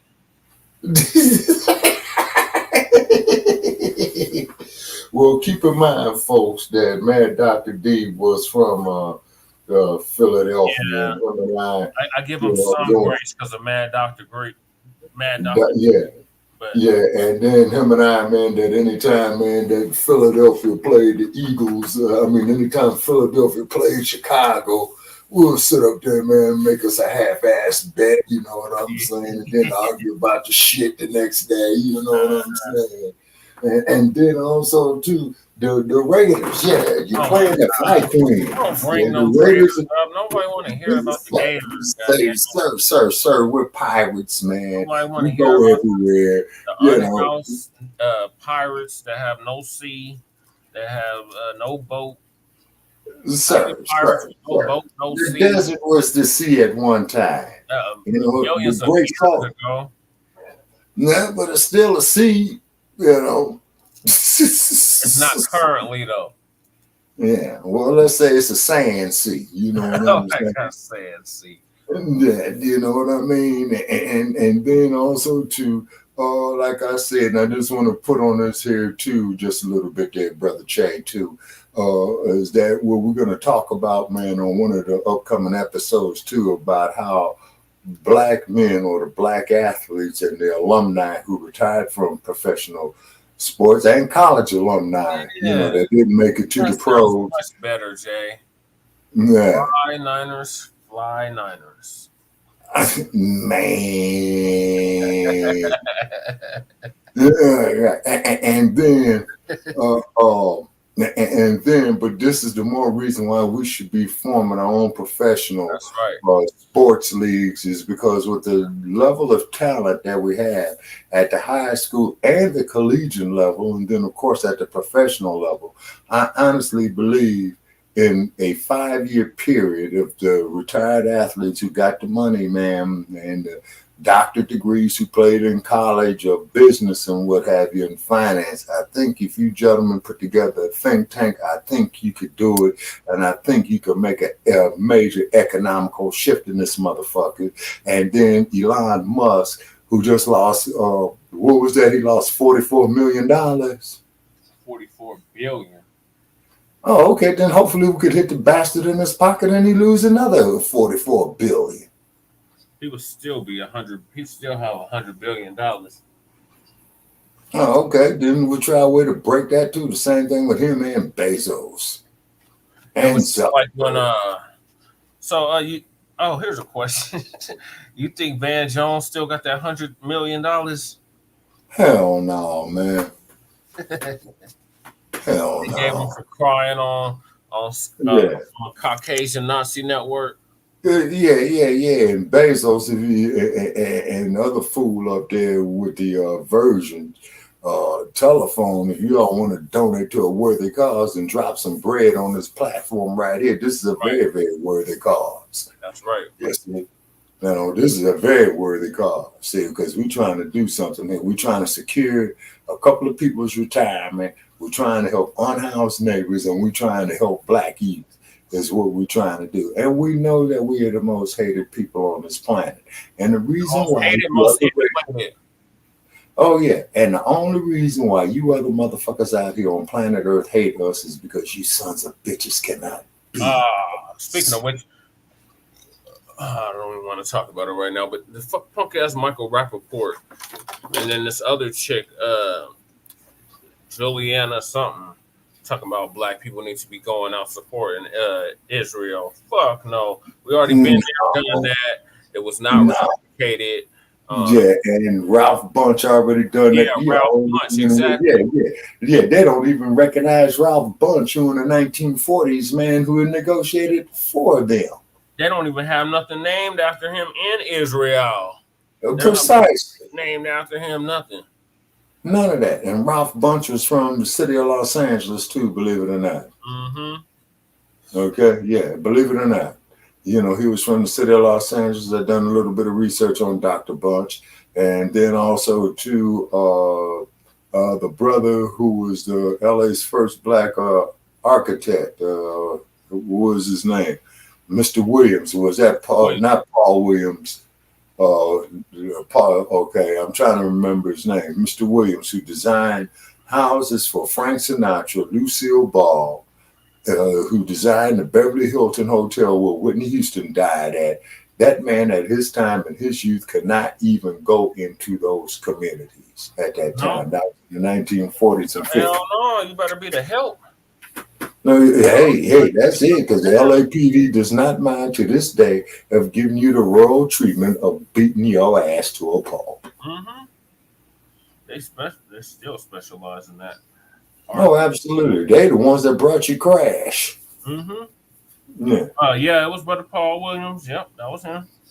Yeah, Brother Paul Williams, and then also too in the history of Black Los Angeles, when our people was first going there, all up and down Central Avenue, they had a hotel there called the Dunbar Hotel, and people like Gella Reese, Billie Holiday, Louis Armstrong. The one you're thinking of is Paul Revere Williams. Yeah. USC graduated in architecture. Mm-hmm. Yeah, he graduated USC, the University of Southern California, that sits in the heart of South Central LA. He's been sitting there since 1888. Just like the University of California at Berkeley's been up there since 1880. You see? Yeah. All right. So therefore, what it is that you had the systemic racism, man, ever since the first slave was brought here to the United States. That's still in effect today. And this is why I'm deleting and blocking these stupid, ignorant ass Neanderthal motherfuckers and Queens and shit. Saying, so jail tells on slavery. Bullshit. You motherfuckers came there with divide and conquer. And then when we did have our wars, we did incorporate the losing nations into the winning nations, but then the European with lies, deceit, prepackaged bullshit, what have you. Oh, you came in with divide and conquer techniques. And then when you got the slaves down there to Goree Island, the motherfuckers who you bought them from, you kidnapped him too and took the money back. So I don't even want to hear that shit. I don't give a fuck about no Greek slaves. I don't give a fuck about no Roman slaves or none of that. I could care about no Slavs. Yeah, exactly. Thank you. See, I could care the fuck less. Say, because how in the hell is these Europeans going to sit up here? Don't give a fuck about no Khazars. Exactly. None of that shit. How in the fuck they going to tell us about slavery?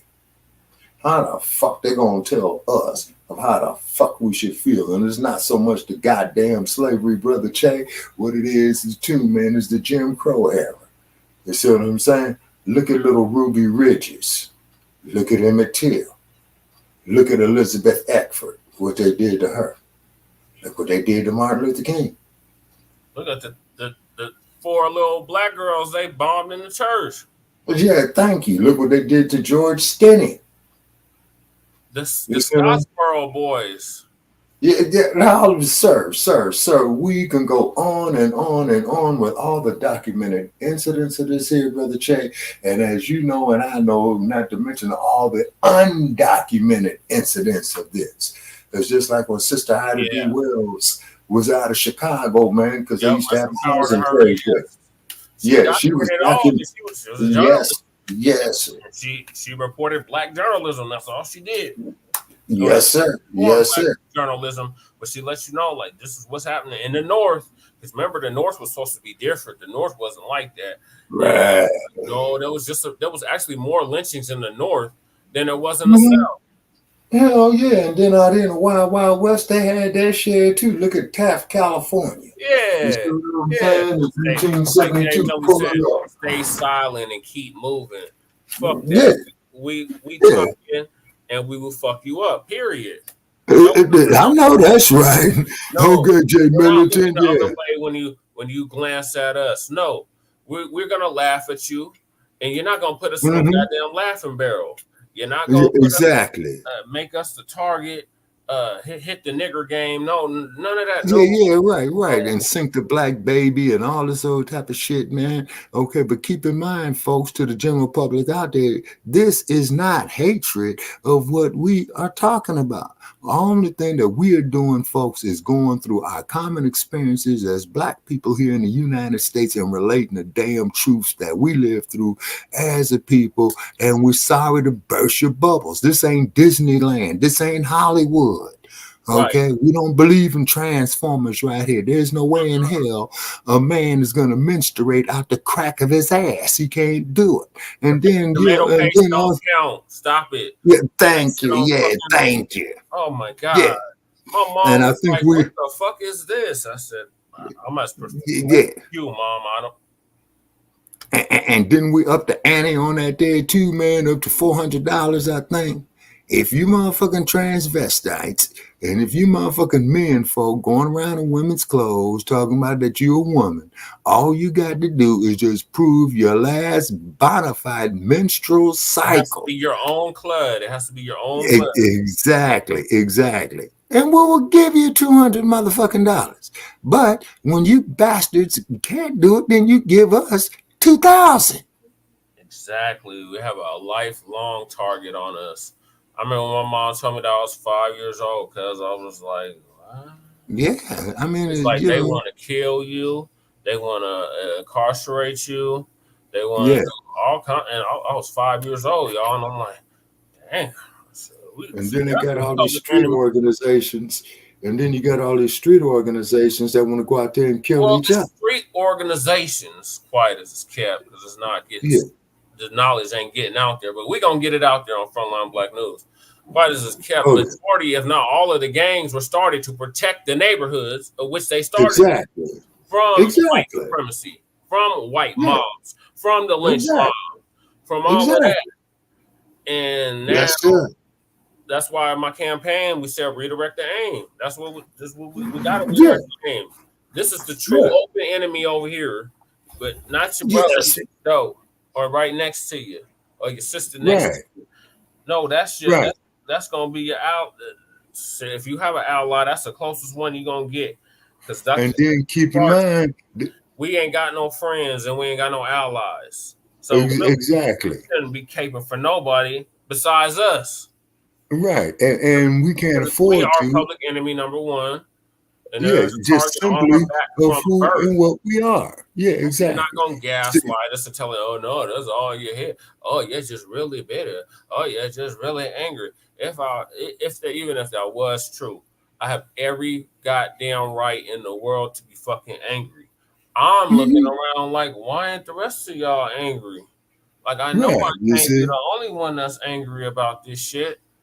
And and then I've been in the so-called conscious community before it was the thing to do.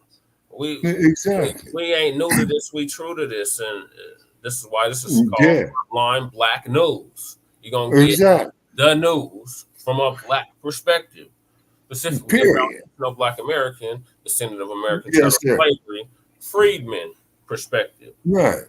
And this is why we have Shabaka's Black Experience Enhanced, is because we deal with the Black experience from the beginning of time to 10 minutes ago. Right.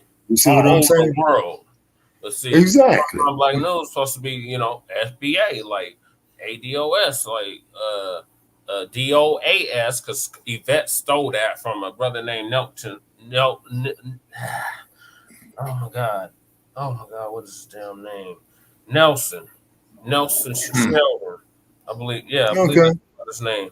But either way, Native Black Americans, as Dr. Claude Anderson was talking about back in 2013, 2012, the true Aboriginal people of this land here in what we call America with a triple K.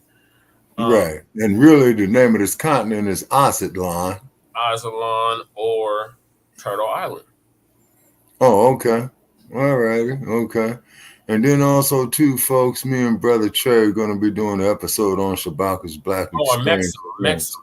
That's another one, a Maxim. A Maxim? Yeah. How's that spelled? AX. UM? Yep. Oxum or what have you. Okay. But however, though, folks, we're going to have a Unhoused. Before you go, Shabaka. Rundown on what's happening here in high income city. Well, unhoused situation. So we down to the wire with Johnston. So Johnston is the newly selected. He wasn't elected. Elected mayor of Denver, Colorado, has this House 1,000 plan. So this after he done stole me and Lady Chay's intellectual property. It's having a very hard time implementing it. I wonder why. So now he is down to the wire. He has announced, what was that, baby, like 2-3 months ago, this House 1,000 plan.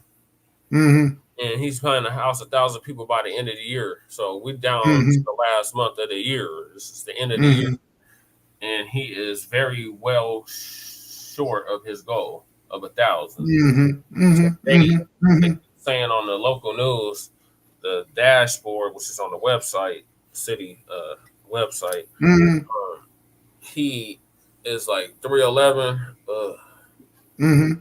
So he still got like almost 700 more people, at least 700 more people. He got a house in 4 weeks, and that don't even incorporate the migrant invasion. This is allowed. This is being allowed to happen, and anybody that's against it is being silenced. So this is what the update is on that. As I believe this video was very recent, like today or yesterday. Anyway, it's our local Fox affiliate out here, 31. All right, let's see what they're talking about. Oh, I'm not even sharing the screen. I'm sorry, y'all. I gotta share the screen now. Yeah, we got a target on us from birth, Jay Millie.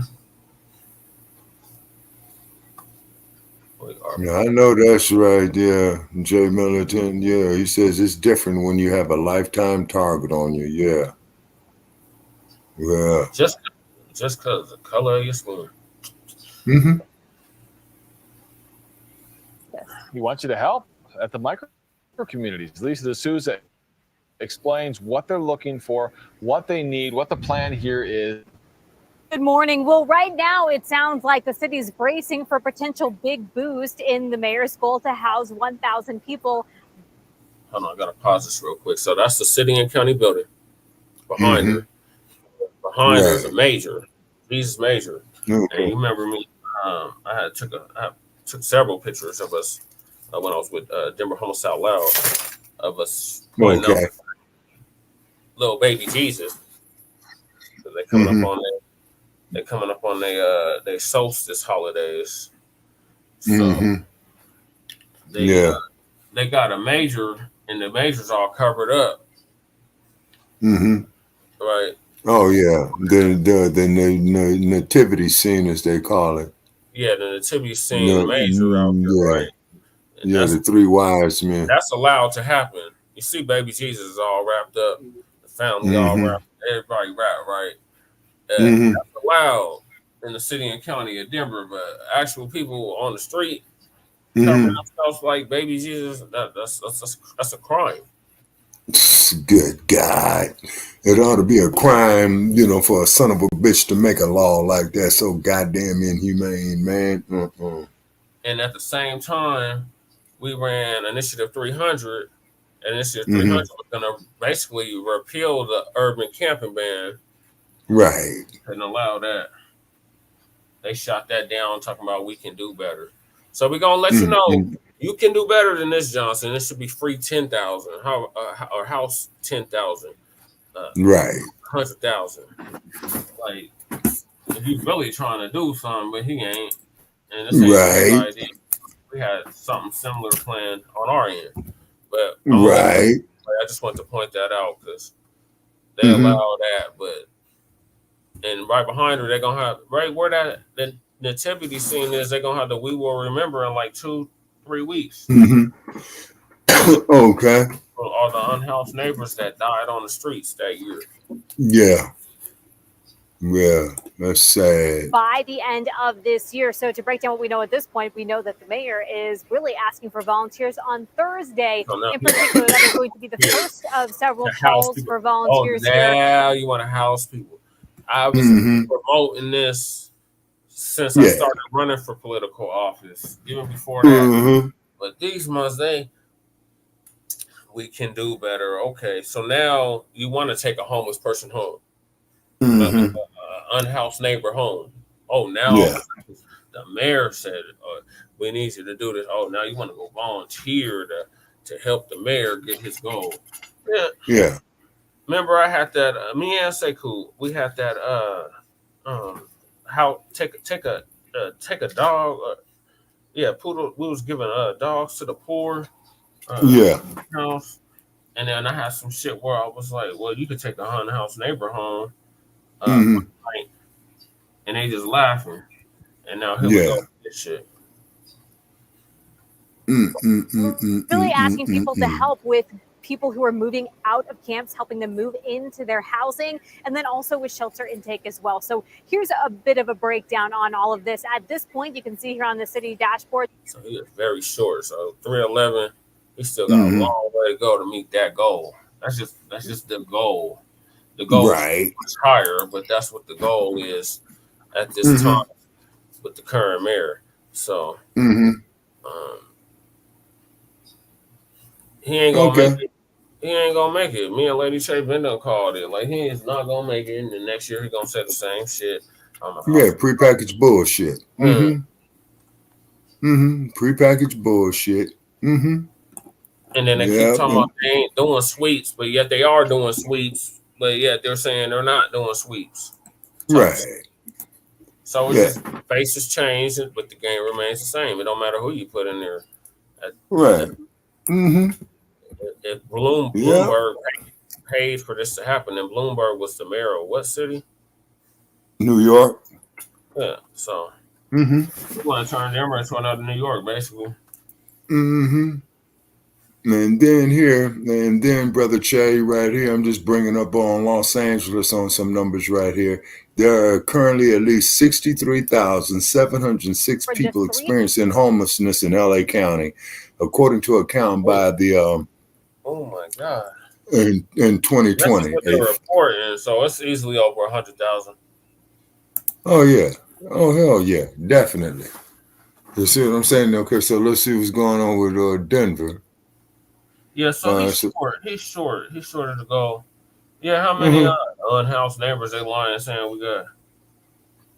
Okay. He was trying to house 100, no, 1,000. Yeah, but the goal is so low. You should be at 10,000. You got all these goddamn migrants. We done took on like 28,000 migrants in the city of Denver alone.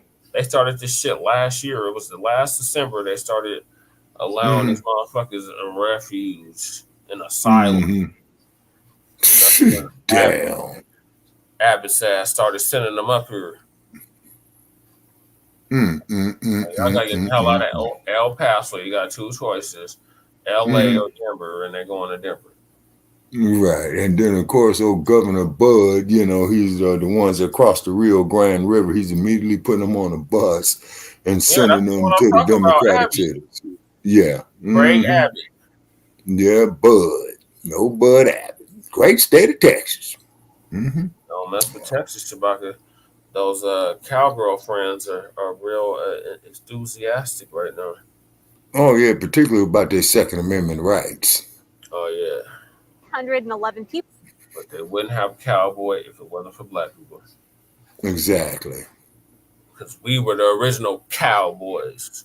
And then keep in mind that a lot of knowledge that came with our ancestors, man, on a slave trip about horses and cattle from the Songhai Empire. Yep. If you see a movie, there's been a connection there, Chewbacca. That connection has been there. It's just it's gone dormant for a number of years, and now it's time to revive it. But getting back to this shit, so they're gonna give us a rundown on what the mayor has in store for meeting his goal or attempting. Okay. So they got prepackaged bullshit. House 1,000 goal that the mayor has. 4 weeks left, obviously, in the year here, so time kind of the essence. The mayor, though, here's the thing, recently announcing plans to hopefully add 200 more people to that tally, citing plans to clear out camps at 20th and Curtis, along with 48th and Colorado Boulevard. Outreach teams have already started reaching out to people living at those camps, the city says. Now, as for Thursday's call for volunteers here, there are 2 shifts they're asking for help for, 2 2-hour shifts. There's a morning shift from 9:45 to 11:45, followed by an afternoon shift picking up from 11:45 to 2:45 p.m. So officials say if you're interested in volunteering, of course, you got to wear warm, comfortable shoes and clothes that could potentially get dirty as well. We also know that the House 1000 initiative in and of itself was estimated to cost about $48.6 million at last check. That is what the overall estimate was. We have reached out to the mayor's office to see how much has been spent at this point, and then why the city is asking for volunteers as opposed to employees in this effort. We know there are going to be several different calls for volunteers. Oh, I know why. So they could take that money and stick it in their pockets. We've got more information up on our website. Put it in their coffers, yeah. Live at Denver, Lisa D'Souza, Fox 31. All right, Lisa, thank you. Somebody gonna get paid. Mm-hmm. It ain't gonna be us. So. Okay, so that's encampment. Encampment. You might remember that post office, Shabaki. Yeah, it looks familiar. Off the 20th. Mm-hmm. But this is 21st. Okay. Between and that's near the 5 Points. I know that. Champa and Curtis. Yeah, I remember Curtis Street there. I remember Champa. Okay. Remember California. Yeah, obviously. Colorado Boulevard. I remember that. Monaco. I remember that. Quebec. I remember that. I'm right on Quebec. Mm-hmm. North Quebec when it was an air. These people so stupid. You saw ignorant. How you move to a new city or another city and not learn the history of that city? Like, they're so fucking stupid. These mothers, they didn't even know why there was so many motels along Quebec. Mm-hmm. And Colfax. And generally those when were the highways. Right. Oh, the interstates. Exactly, because Colfax, man, would take you literally through halfway through the state of Colorado. We've already discussed this numerous times about it. Mm-hmm. It will take you from California to damn near New York. Okay. Okay, so it's just part of a federal highway system going from the East Coast to the West Coast or the West Coast to the East Coast. Yeah, but it's like Route 66. Highway. Yeah. Okay. Yeah. So, and I remember the street Josephine there. And then I remember y'all. Josephine. Remember I was on Josephine. Yeah. And then I remember the street where little Pierre's used to be. That was Downey. Yeah. The very first. Sabaka, that's a condominium now. No, man, because the very first time I went to Denver, Colorado, I went to the Blacc section, and that's why, because people asked me, man, where's the neighborhood at? And I go over there and saw this little night spot called Pierre's, and I went off in there. That was the spot, especially at that time. You talking about the early 2000s? Yep, 2002. I believe it was the very first time I visited Denver, Colorado. Yeah, I was a junior. No, I was a sophomore in high school. In 2002. And where's our man from Chi-Town, Real Walkie Talkie? He got, I don't know. We should do a welfare check on him. Right. No, I'm dead serious because this shit that we doing, Lady J, hell yeah, we better do some damn welfare checks on each other. That's for real. That's a shout out for the arena center. Get your boy. We miss him. Man, they be getting frontline black news confused. Mm-hmm. Black first. I know. Indeed. You won't let him on the show, Jesse. We did let him on the show. And what was he talking about? Real walkie talkie. Yeah. Oh yeah, he was dropping the whole. Are you serious? Are you serious? Yep. Yeah. He was dropping. And these motherfuckers here in Denver are looking for. Now you want to ask about him. Okay, so you got a lot of overdose deaths. I didn't bring up Shabaka as the one that asked about him. I didn't even mention Bebezzle. Yeah. Check on him, brother. Yeah. Denver homeless problem is out of control. Same shit they're saying about Los Angeles. Same shit they're saying about Oakland. There's like 2 more videos I want to play. Jeez. So I think that's the same one.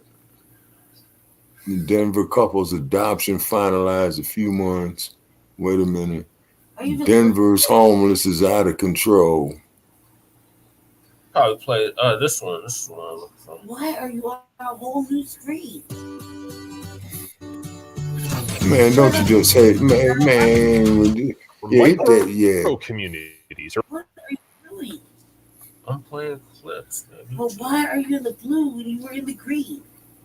I've been in the blue. But that's not what the StreamYard is. Yes, it is. What are you doing, man? I'm in your shit, but it's paused. No, mine is purple, not blue, not green. There's no weird shit over there. What are you doing, man? Pull it together. I got it together too, buddy. So this next story is about quick, over, easy, painless. Yeah.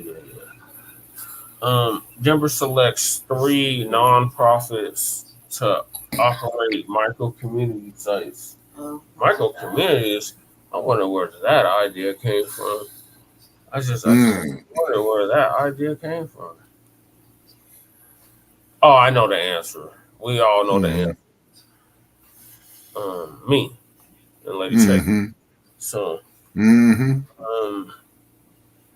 that's the one I'm gonna play next. So they call themselves using these nonprofits to create these. They're a key part of Denver Mayor Mike Johnston's goal of getting 1,000 people off the streets of Denver by the end of this year. And tonight, the Denver City Council is considering a pair of multi-million-dollar contracts for 2 of the groups that will run those micro communities. Denver 7's Brandon Richard takes a closer look at those groups.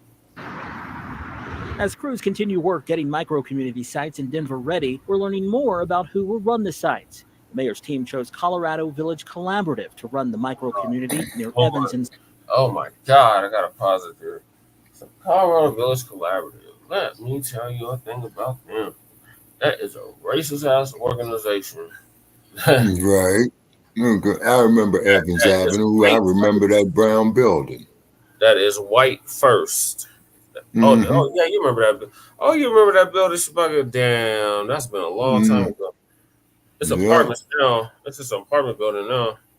It's like a school or something. There used to be something else before that. But yeah, that's Evans right there. I think that's off of 85 Santa Fe. Well, for Evans. Well, I remember getting off of that exit there many a times. And if I'm not mistaken, I think that's also near the old Denver Coliseum. No, this is on the southwest side. No, okay, my bad. No, the Coliseum over where I'm at. Oh, okay. Over there by the Western Stock Show. Yeah, on the other side. I'm on the other side of 70, so yeah. Okay.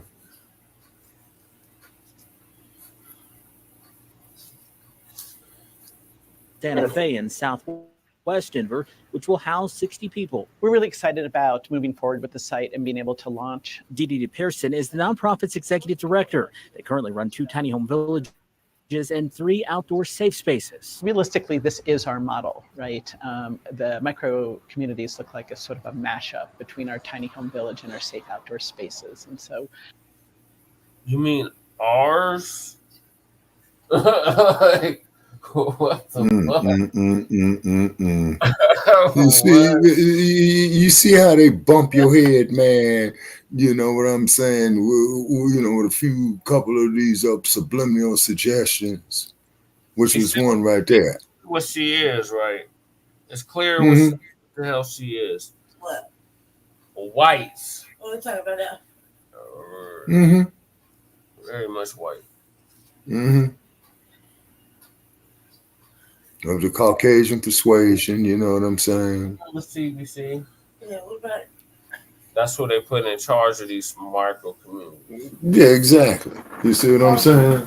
And a lot of them motherfuckers be on more damn drugs than the law allowing in. So Chewbacca, we got to get Dwayne Peterson on here.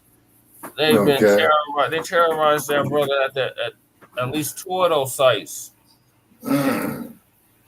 Oh, that's fucked up. He's still unhoused too, by the way. Like, damn, motherfuckers from whole different countries is getting priority over him. Wayne Peterson been unhoused for at least 5 years. Yeah. Damn, man. Somebody from a whole different country on a whole different part of the planet. Yeah. And they get priority over you. Mm-hmm. But yeah, that's what they're in charge of these, so it's already bad from beginning to end. Yeah. I know we've been doing this since 2017. We run 5 sites right now. I think we're well positioned to make sure the site is successful. The Gathering Place will run a second micro-community in downtown near 14th and Elati, which will provide transitional housing for adult women as well as transgender and non-binary people. Oh, hell no, man. Give them motherfuckers their own goddamn communities, man. That's that bullshit, man. Well, I think they did in the state, somewhere in the state. Lady Che was saying they did do some shit like that. But I remember the Gathering Place because of my mom and my grandma's. Right. Because they used to freak quite when they were on the streets or down bad. They used to, frequent the spot. So I pretty much grew up in the spot vicariously through them. Present for a lot of shit that went on, and my mom used to tell me, that type of shit. And I think I used to see those type of motherfuckers in there. Right. I'd be like, don't say nothing. Just don't say nothing. Because I was like, Mommy, that's a dude. Or, hey, that's a Big Ma, that's a dude. What do you watch? At the Gathering Place, baby. Talking about the Gathering Place. You got stories about the Gathering Place. Oh, yeah.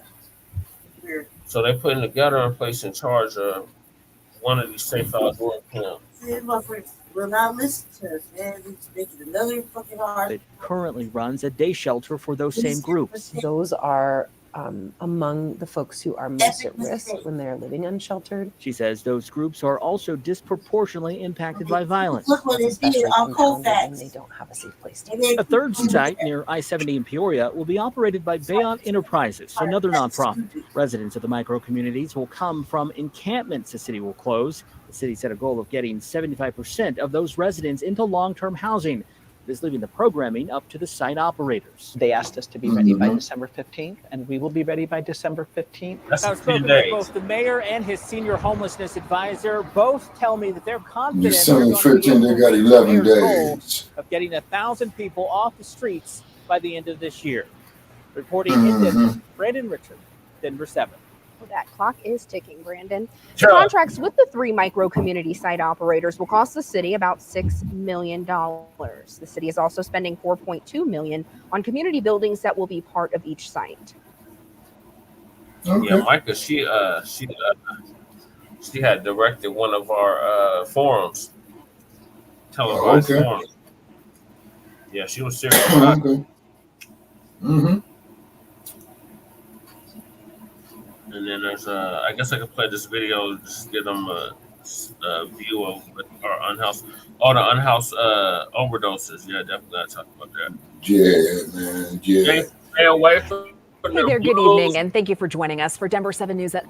Flu, stay away from them. Oh yeah, you're talking about that fentanyl. I think it's a weird thing, man. It's just stupid. Like if they only see what the Gathering Place did on Colfax, like that place is like.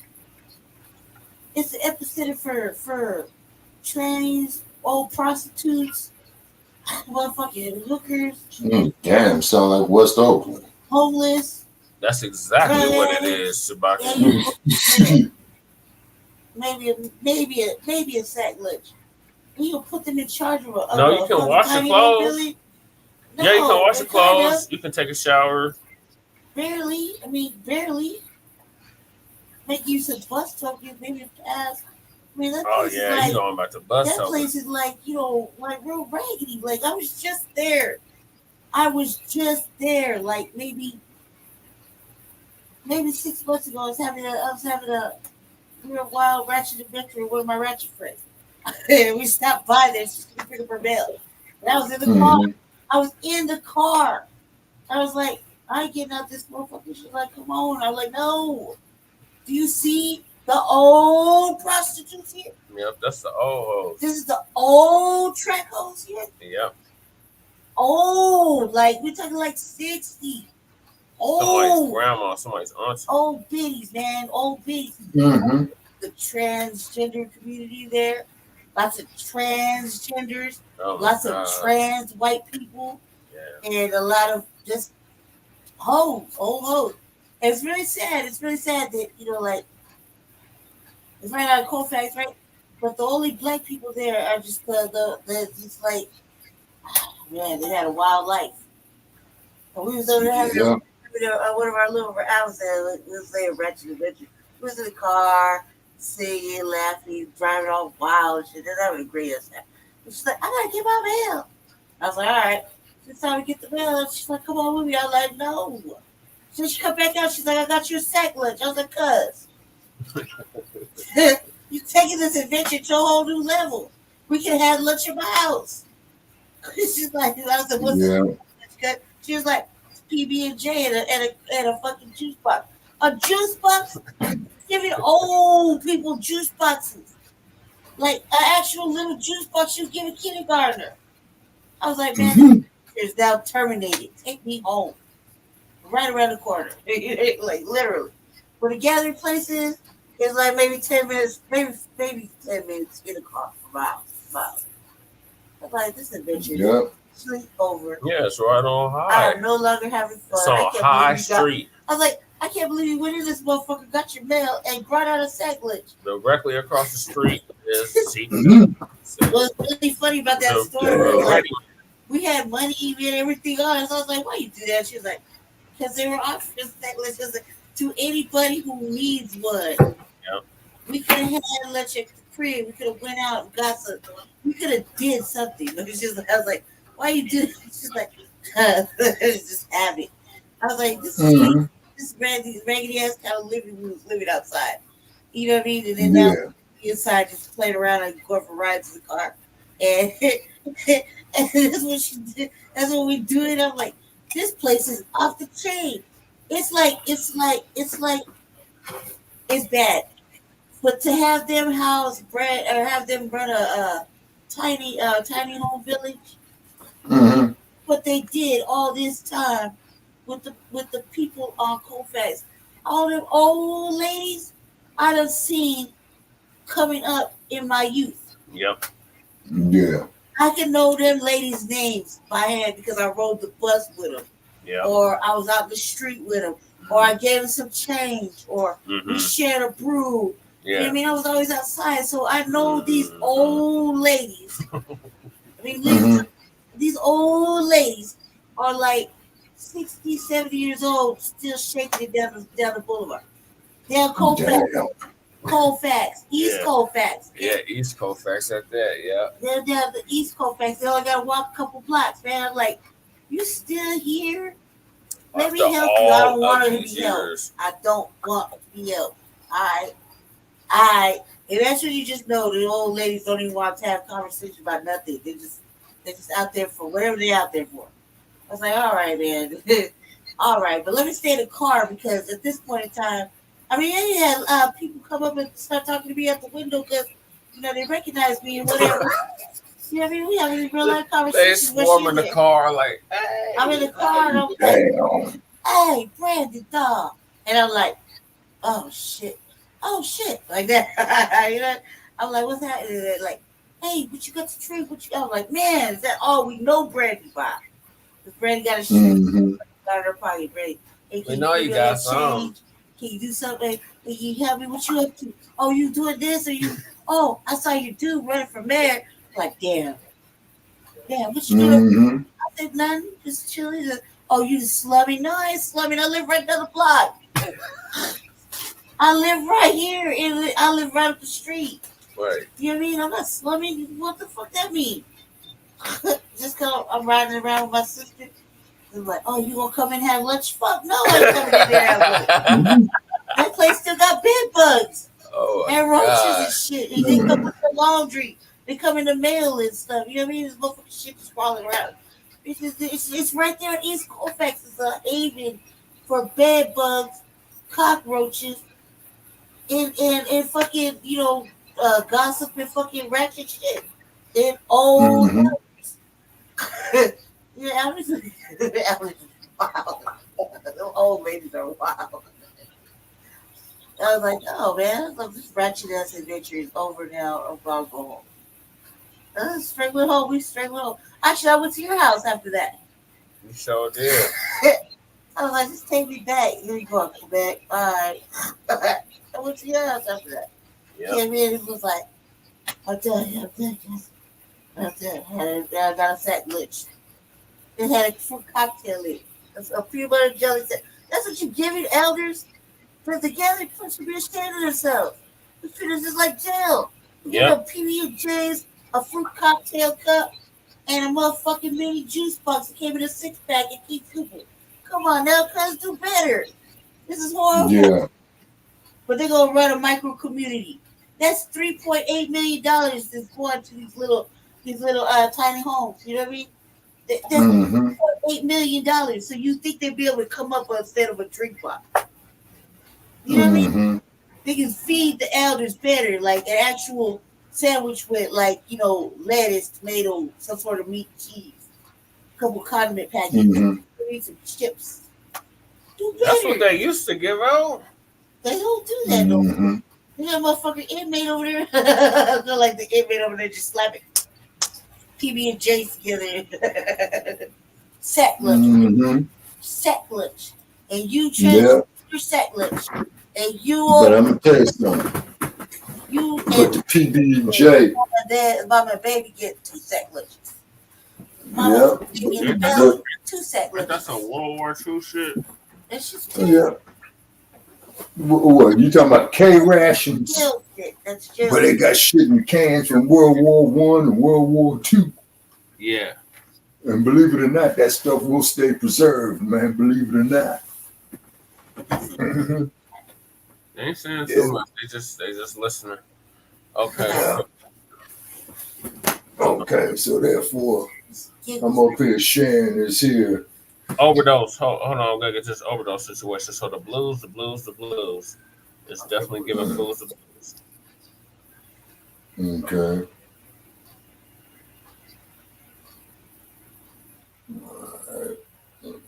At 5 this Tuesday, I'm Jessica Porter. And I'm Micah Smith. Tonight, we are following up on the deaths of 4 people who died outside of the weekend. Now, city officials say they all likely died of overdoses. New numbers show an alarming trend among Denver's homeless population. Nearly 2 out of every 3 deaths this year were caused by a drug overdose.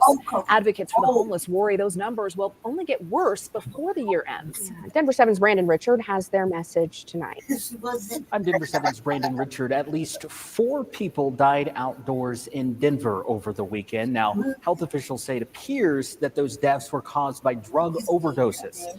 But homeless advocates say it highlights a growing problem that they're hoping city leaders, including the city council, will pay more attention to. It's another way to get them in. As an advocate for the homeless, Amy Beck is a busy woman. In between providing outreach at encampments, you can find her sitting in the front row at a weekly city council meeting on homelessness and migrant issues. Sometimes they're not aware of everything that's going on, or they don't have a... She's at that town hall that unfortunately was able to attend at the Martin Luther King Jr. They finally put the Jr. on this about after all this time. Okay. Martin Luther King Jr. Rec Center on 38th Newport. Okay. I recall seeing Newport. I can't quite place it. Yeah, it's close to Monaco. Okay. Yeah, Monaco I'm familiar with. Yeah, so between Monaco and Quebec. Okay. There used to be a firehouse over there. Okay. And a chain of motels. I remember those, all of them down Colfax. Yeah, but those are strip along Quebec as well, because there used to be an airport. directly across the street from where I live. Mm-hmm. You talking about Stapleton? Mm-hmm. Oh, okay.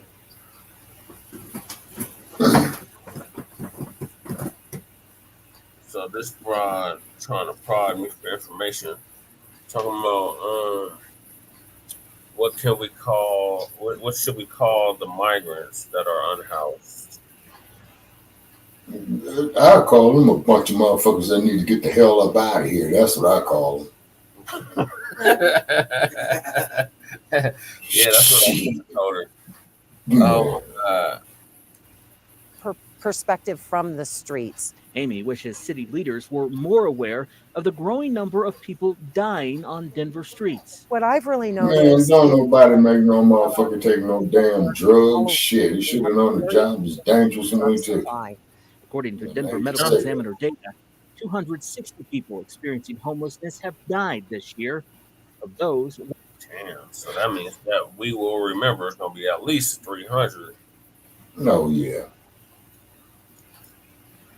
And that can go to 1,000 easy. But that they're gonna name out, because last year was what, 244? Mm-hmm. What is this 107.73? I think that's 260 homeless deaths. Yes. So is that over 173 days? Let's see. 173. Ooh, so they're saying majority of them were drug overdoses. Oh, okay. 173 drug overdoses. Okay. Now you see the narrative they're trying to go here with this, Brother Check. Mm-hmm. I see exactly why they're trying to go there. Yeah, because they're gonna try to say, well, the homeless is out there because them is dope fiends. Mm-hmm. Motherfucker, if you didn't have no place to wash your ass, change your clothes, live outside, worrying about your goddamn safety and your health, watching motherfuckers around you because you don't know if they're trying to put a shiv in your back, man. You're not trying to take your shit.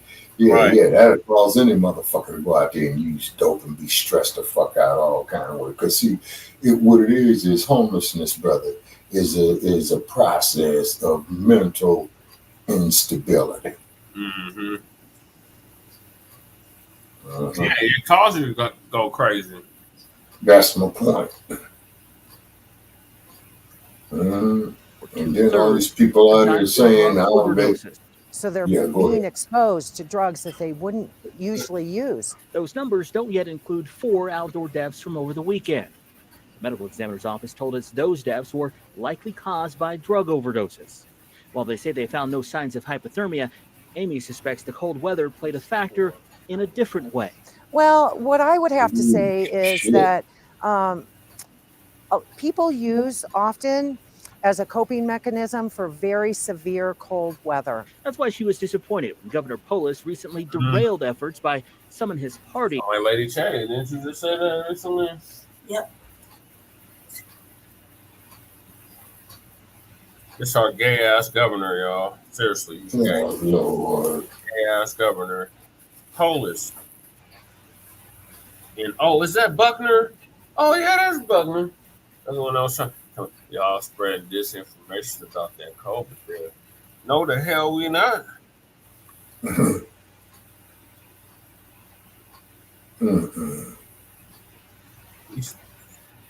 Facts. What is that? We don't fuck with none of that. The hell right. Allow cities like Denver to establish overdose prevention centers, which would allow people to use drugs while being supervised. It's also safe injection sites. Mm. When it was us, it was lock them up and throw away the key. Yeah, that's what they're doing in California, the motherfuckers. I heard California is releasing a lot of motherfuckers.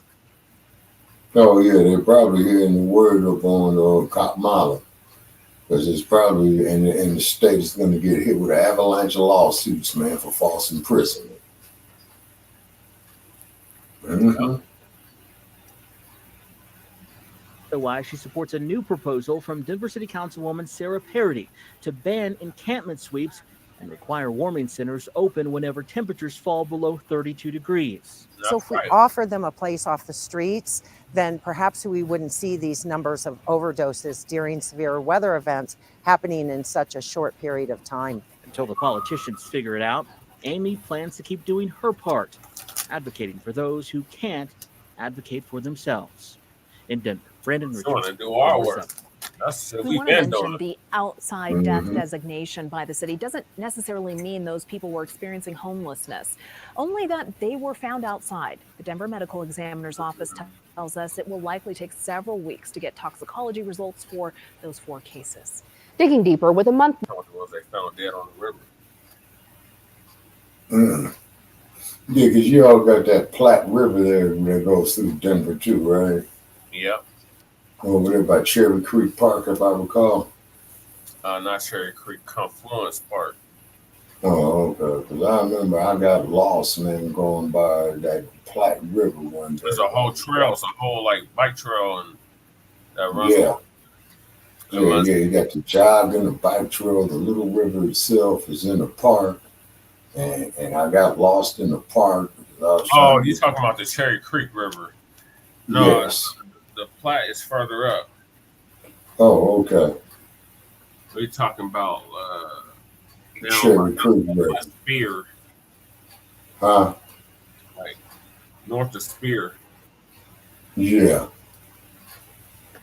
Yeah, Sphere. S-P-H-E-R-E. Yeah, that Klansman. He had the idea of having all these parks in Denver.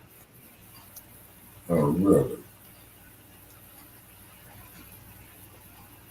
Left in the year, Denver has already surpassed the number of deadly overdoses from last year.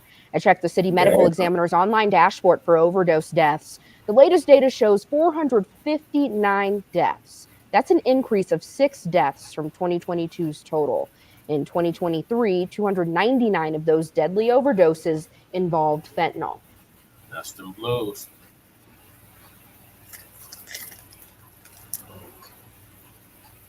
Fentanyl is the blues. It's the what now? It's the blues. Okay. On the streets, if you're looking for that shit, motherfucker, it's talking about. I got that fentanyl. Yeah. Talking about he got blues for the fentanyl. Mm-hmm. Okay. Noted. Be sure to bypass them motherfuckers when I come to Denver. Man, you're gonna want to Muhammad Ali him. Mm-hmm. Yeah. Yeah, his sting like a big combination was 3 left jabs, right across left foot, right uppercut, left foot, overhand right. Correct. Mm-hmm. That's what you want to do to him. Mm-hmm. Yeah, and then I guess the police department there in Denver is still going harassing them and all that old shit. Oh, we already know that. That's a given. Mm-hmm. That just comes with it, You'll get time and a half for just standing around doing nothing. Mm-hmm. You know, recorded so many times. Mm-hmm. Him, Mr. Patrols. I know what he came, Mr. Patrols, definitely. Mr. Patrols. Yeah, I got a little time in today. I wish I was still today. Yeah, what's up with Mr. Patrols? We used to do patrols in the neighborhoods, right? Right. I do this in a while. I got a little time today. It's free. I was to find out where the homeless was. Shit.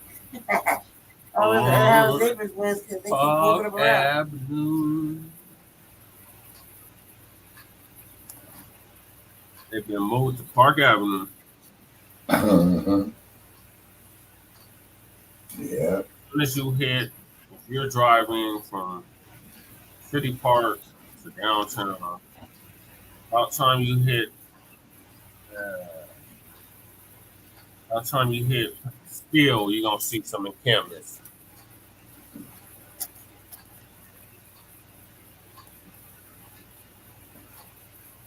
Going up 17th toward downtown.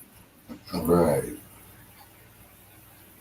And as you get closer to Broadway, the more encampments you're gonna see.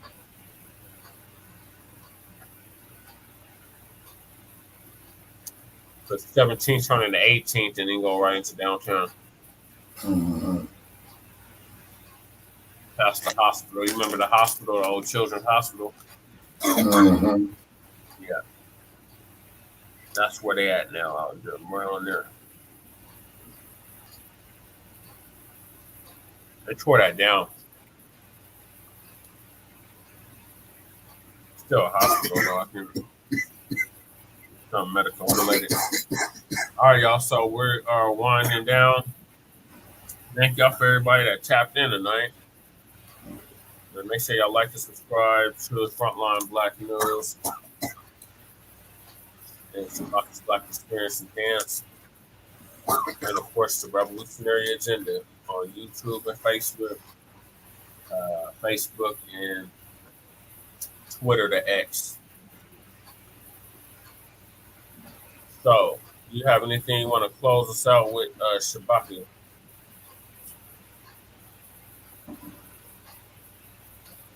I think Mr. Sandman got to Shabaka. Shabaka, you still with us? No, he's not with us. All right, we're going to bed y'all good night. Lady Chase, you have anything close up to say?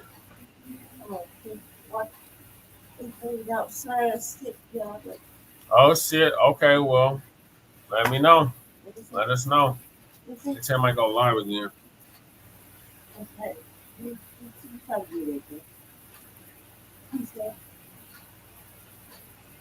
That's it. All right. So thank y'all for tuning in to season 3, episode Trey 5, part 3. Oh, you still there, Shabaka? God damn it. What is your closing?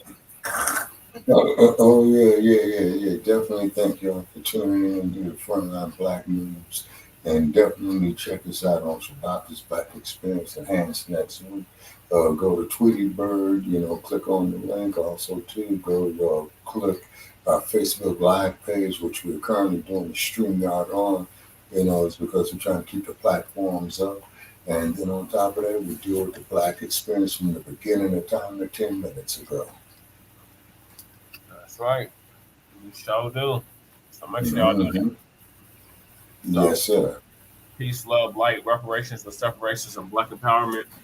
We'll be back with our regularly scheduled Frontline Black Shabaka's Black Experience Enhanced. Yes, sir. At 7 p.m. Mountain.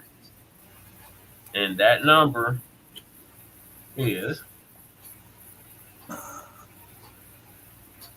516-418-5996.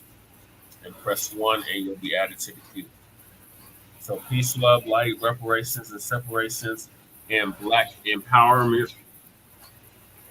We'll see y'all later. Peace.